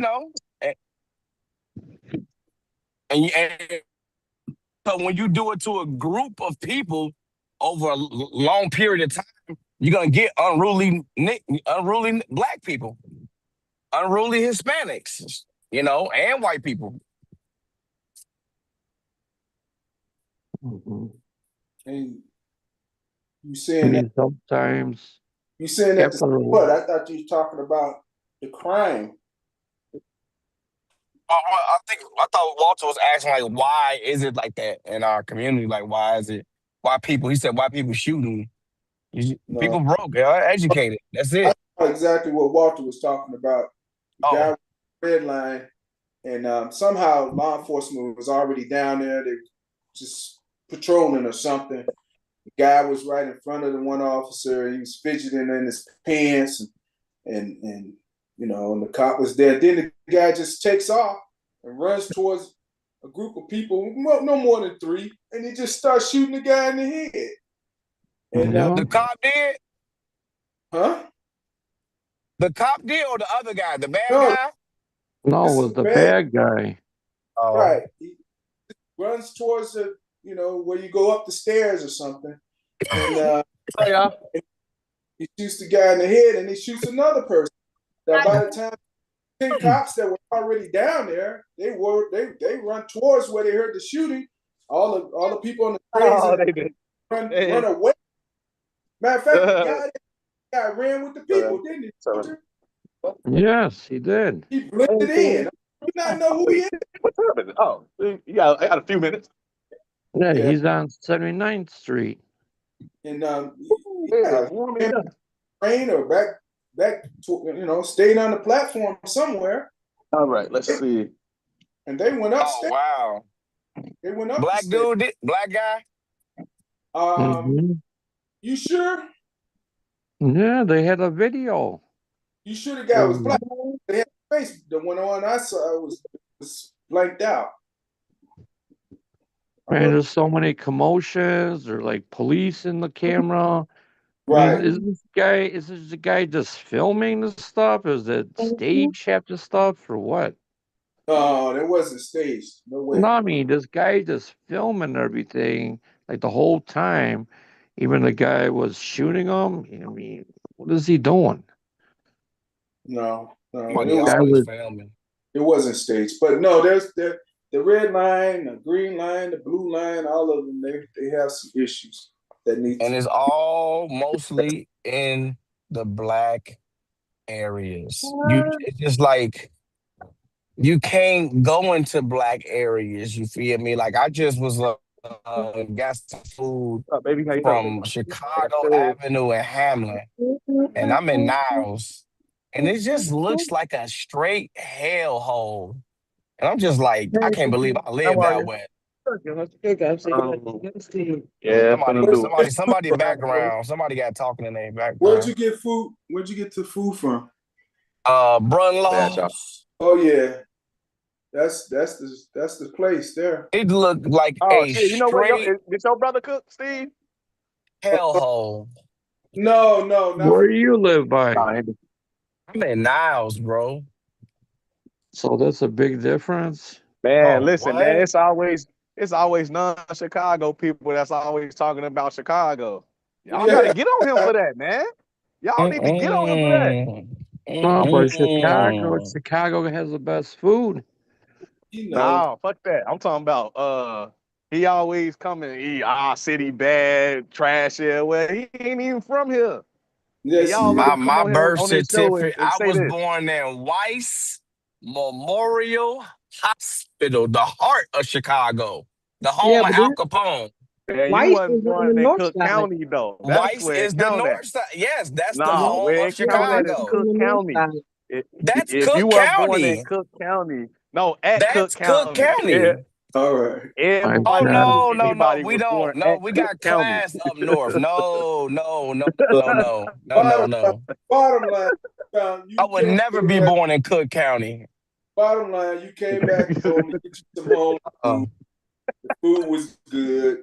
You bought a steak. Yeah, that's what he likes. He likes the food in Chicago. But listen, I spent half my life on the north side and the west side. And let me tell you, I'm glad to be from the north side of Chicago. We better educated. We got more class and decadence. And it's just, it's just, the west side is just terrible. I'm looking at it, I'm just like, food sucks in Niles. They the don't food know is how to terrible cook. in Niles. There's nothing but Greeks over there and Europeans. The food sucks, man. Yep. We got to get better as people. We got to get those guys off the streets. No, man. We just got to help people. That's what we need to do. We got. I'm looking. Those guys out there, you can't help them. You got one girl sitting on the corner with a book bag. You already know she'll look out. I see all the drug dealers, all the gang members, and it's like a group of 20 here, a group of 20 here, a group of 8 here, a group of 9 here. And you know all these guys got felonies, misdemeanors, guns. It's the drug market. It's crack. It's like, how do we help them? Lock them up, Steve. No, we tried that. That's not really working. We ain't trying. You see Honduras? You mean lock them up? Country? El Salvador, one of them. If we document you of a year, we've been documenting you for years. You ain't been working. You've been getting charges. You've been going to jail. You got to go to jail. That's where you go. You haven't been contributing to society. What about the military? No. Oh, we could take you to the military. I think that'll be actually pretty good. Just take them straight to the military. Take them straight to the military. And then what if they shoot somebody on their own side?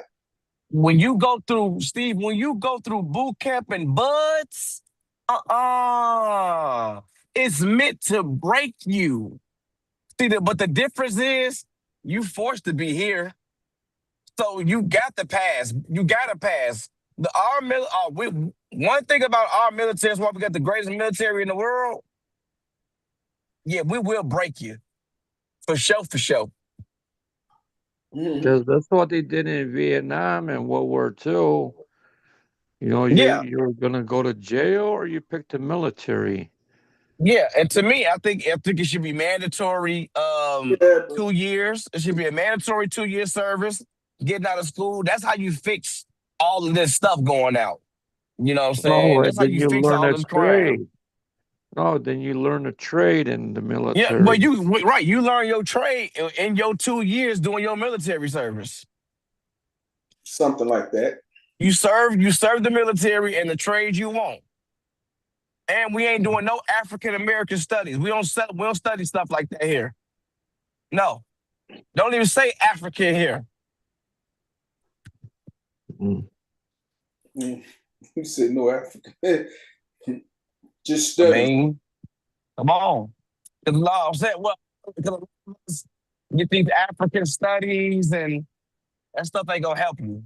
No, but Steve, I think you were talking about something a long time ago on this podcast. There's a big shortage of skilled labor. Yeah, we talked about a little bit vocational skills. So we should be promoting that now in schools now. Because there's a big gap. They're talking about their genders, how many genders there are in school. Oh. Well, so you know what, Walter? One thing I'll say Man, about that article did come out that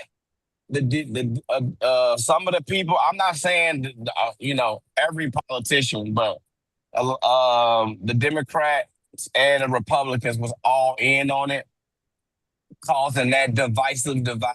Talking about that, like that's not a big. It was exaggerated. You know how big it was. It's really not that. And I mean, I always knew that too. You know what I'm saying? But and because of all of the censorship, so that was a manufactured. Oh, the transgender kid, that was a manufactured thing by the left and the right to distract you. Okay, why is the education is terrible in Chicago, but not in the suburbs? Racism. No, it's not racism. What else could it be other than all the nigga kids, the Spanish kids is in the inner city. All the white kids getting a better education, so it got to be racism. No, it's not. If the demographic in the suburbs are white, teachers. No, it ain't the teachers because I had good teachers. You feel me? If the suburbs are mostly white and they getting good education, but all of the non-white kids are getting the bad, it's racism. That's the only way you should look at it. I went to Catholic and to public school in Chicago. I seen what's going on. Is the teachers are not keeping up to the. Because I went to bookkeeping classes in the same two different schools. The teachers are lacking. What Drea tell you, I mean, tell you it's not that. So look, the people that are homeschooled statistically are much better performing than the children that go to public schools. And it's not the teachers that create the curriculum. It's so who's doing it? It's the people that we are putting in charge of our education system. It's our government. It's people that lead the board of education. Like we elect these people so that they can handle those responsibilities for us. And obviously they're doing a poor job at it. Who's the boss? The reality is, this is a system that was created to dumb down a nation, though. America wants you to because you be subservient. They don't. I mean, how else are you going to create a generation of workers if you make sure that they're uneducated, can't read the documents that you provide to them, make sure that they own nothing? Shit. I wouldn't be surprised if they start to outlaw being able to teach at home. Let's be real here. That may come. They're fighting for that. They are fighting for that I'm just saying. Now. So no, that's but the reality. I'm reading. I'm seeing some stuff by education 100 years ago, and the education now is totally different. Out in the country, they teach a whole different education about farming and some goofy stuff. But if you're in the inner city, why would you learn about? Hello? Go ahead. Yeah, but if you're in the inner city, you're not gonna learn about farming. Come back home. It just Or ain't or gonna happen. garden, or People to just be critical thinkers. We want hydrocultural. to create, want it to be the best inventors. Lazy, and they gonna forget that it takes hard work, huh? The Wait, what? hydroculture or anything.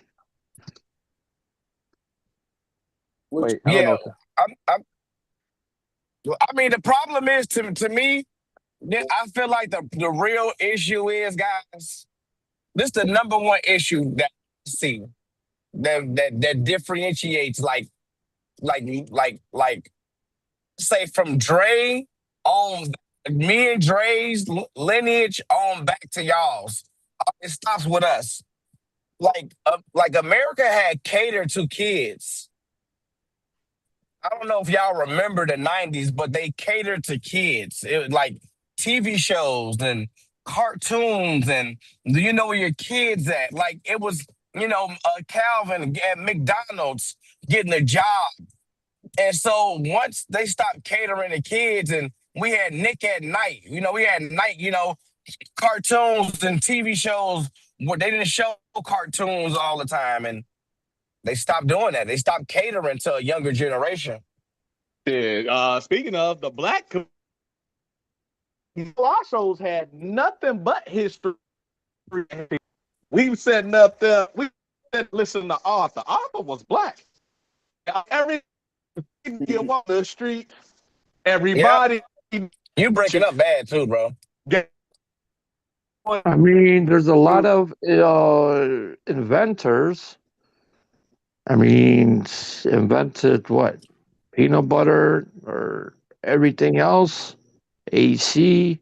Lewis Latimer invented the filament of the light bulb. Yes. That was George Washington Carver with the peanut butter. Booker T. Washington helping what's the name with them cars? Yes. And the Pattersons.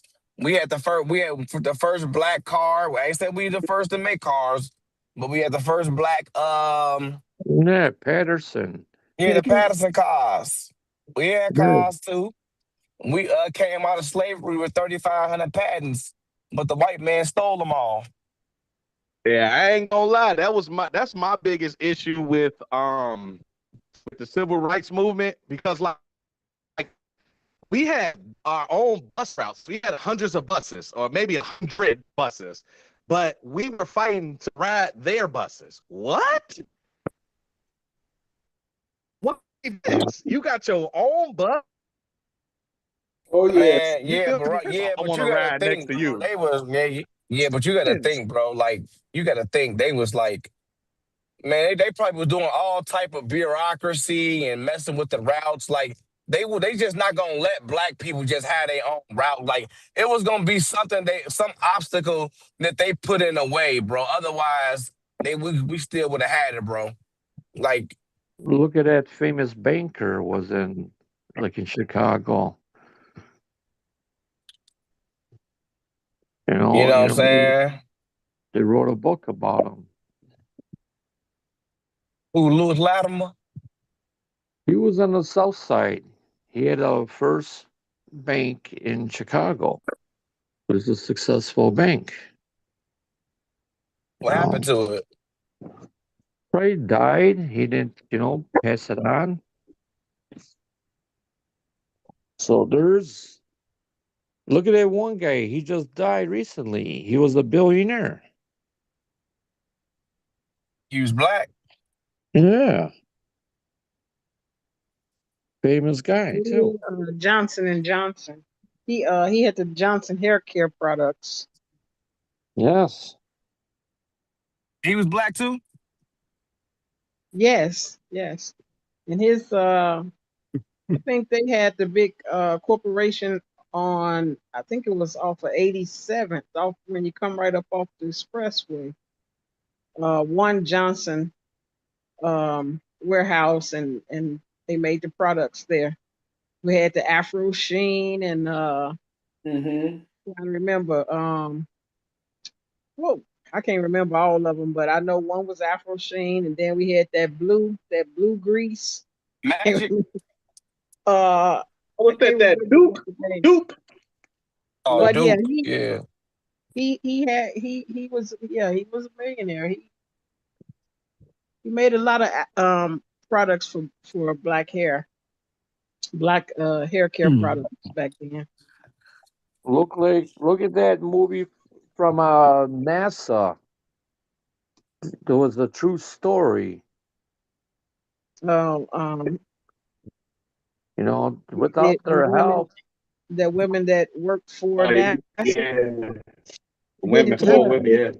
Hidden Figures was the name. Without the women, they wouldn't even send rockets to outer space. Everybody helped build this place. Mostly blacks, but everybody had a little helping hand. Look at Dr. Charles Drew created the first blood banks. Because because one thing, the key thing, white people created a lot of stuff. That's but without that money, that slavery money, you know what I'm saying? You had nothing. You had none of this. Hey, you guys. Wait a minute. It's 8:30.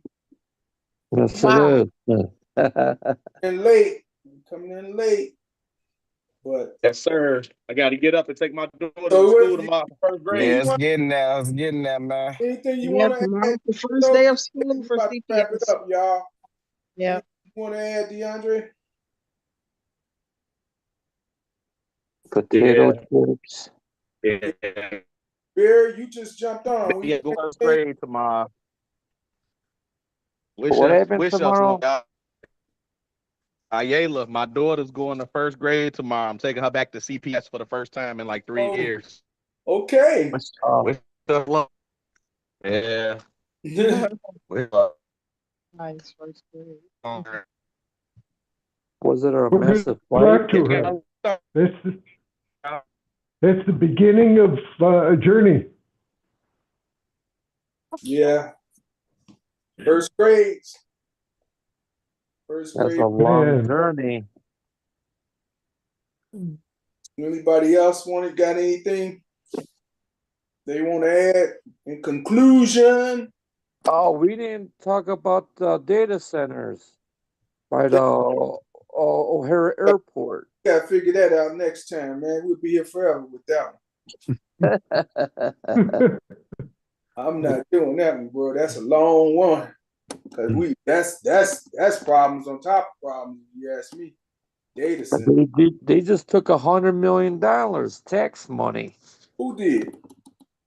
O'Hare Airport, local tax breaks. Oh, well. That's a whole nother thing. Hey, man, the billionaires need a few that one. Let's go around. But don't you got something else, DeAndre? Yeah, I definitely need to bring up the all right, y'all. So I don't know if y'all interested in cannabis at all, but they're breaking up. And I don't know what's going on. Hold on, let me see if I could switch to the other phone real quick. Are you smoking some cannabis? Oh man, bring you some. Yeah, I do Ed and Eddie's. Just Ed. I don't do drugs. Just marijuana. Yeah. So what's going on with the cannabis now? He just came off, or what happened? I don't know. Where you go, man? You going jumping in and out? Oh, there we go. No, I switched over to my other phone. I don't know. Like Mosaic said, man, these Androids. I don't know what's going on with the phone.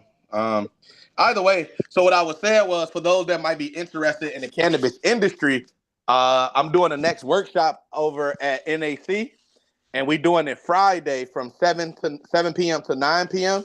For the first 12 people that show up, we give them $50, and you'll learn all about the ecosystem. So I start off by telling you about the war on teaching you.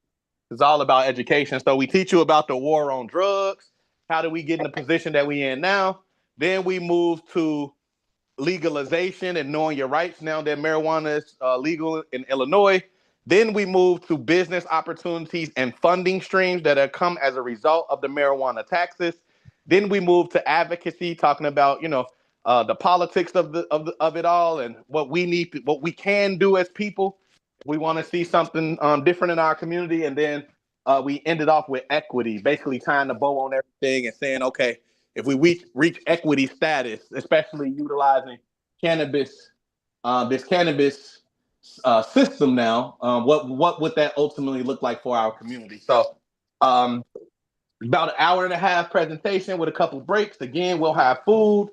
We will have for the first 12 people that come out. We'll give them $50, and we may also have some folks from the industry there to be able to speak about different aspects. So I got people that have gotten their licensure, whether it's for dispensary, it's for transportation, or infusion.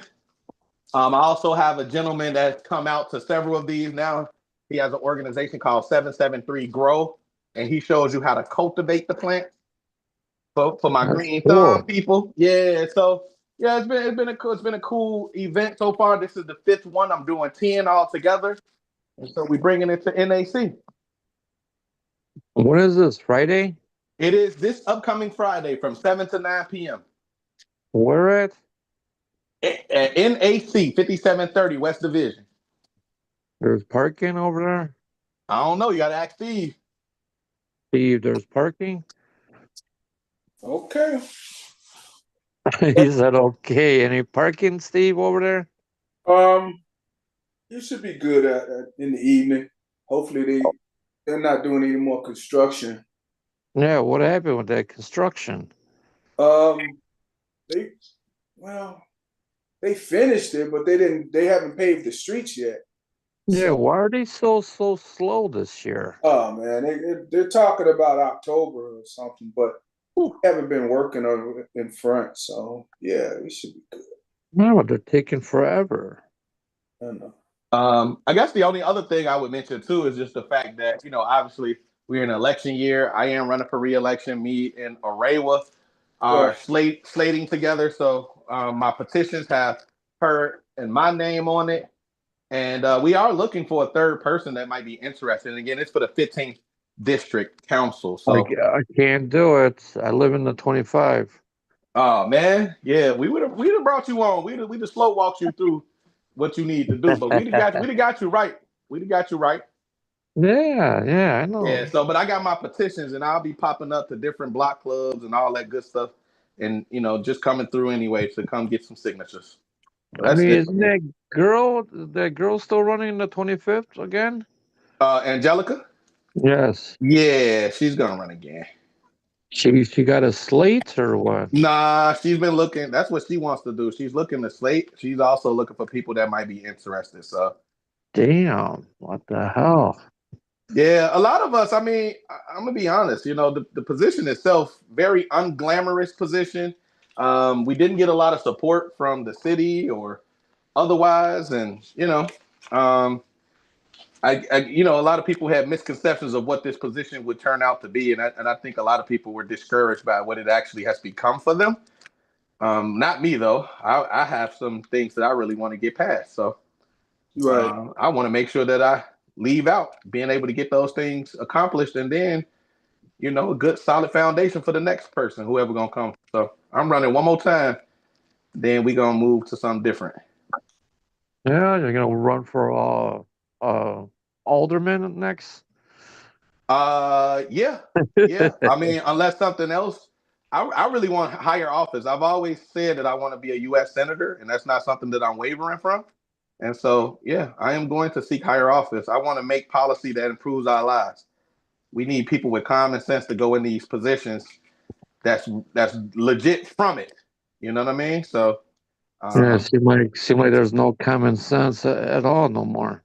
I mean, I'm trying to tell you.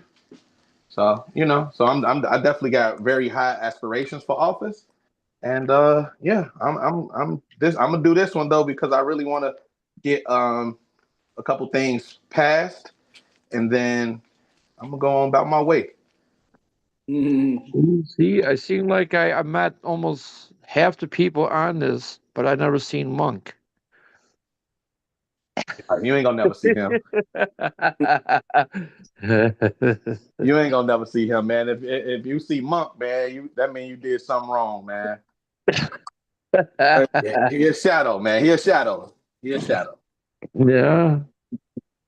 Yeah, but he's a Niles. He's Yeah, he a shadow, man. You ain't gonna never see Monk. no. I'm sorry. Yeah. But all right. Does anybody have anything else that they wanted to add? No, man. We're gonna wrap it up. Yeah, for sure. That's what I was feeling. I'm gonna take all us right, down. man. So everybody kind of know about next week. Mr. Jacobs, I guess we didn't get a chance to talk about yours, but we can. Jacob's been quiet, or Ella's been quiet. Yeah. We'll dive into it. We'll dive into it, y'all. All right, y'all. I'm about to shut it down. It's been a long day for me, and let's talk to you guys weekend. Unless you want to close it out, DeAndre. Yeah, for sure. All right, y'all. You know, as always, appreciate y'all for tuning in, staying extra hours. You know what I'm saying? Getting it in with us. Like I always like to say in closing, they didn't give us seats at the table, so we created our own. Thank y'all for allowing us to welcome you on home. Thank you for tuning in to Northwest Austin Council. Y'all have a good night. All right, now. Good night, all. Good night. Good night. Good night, all. Okay.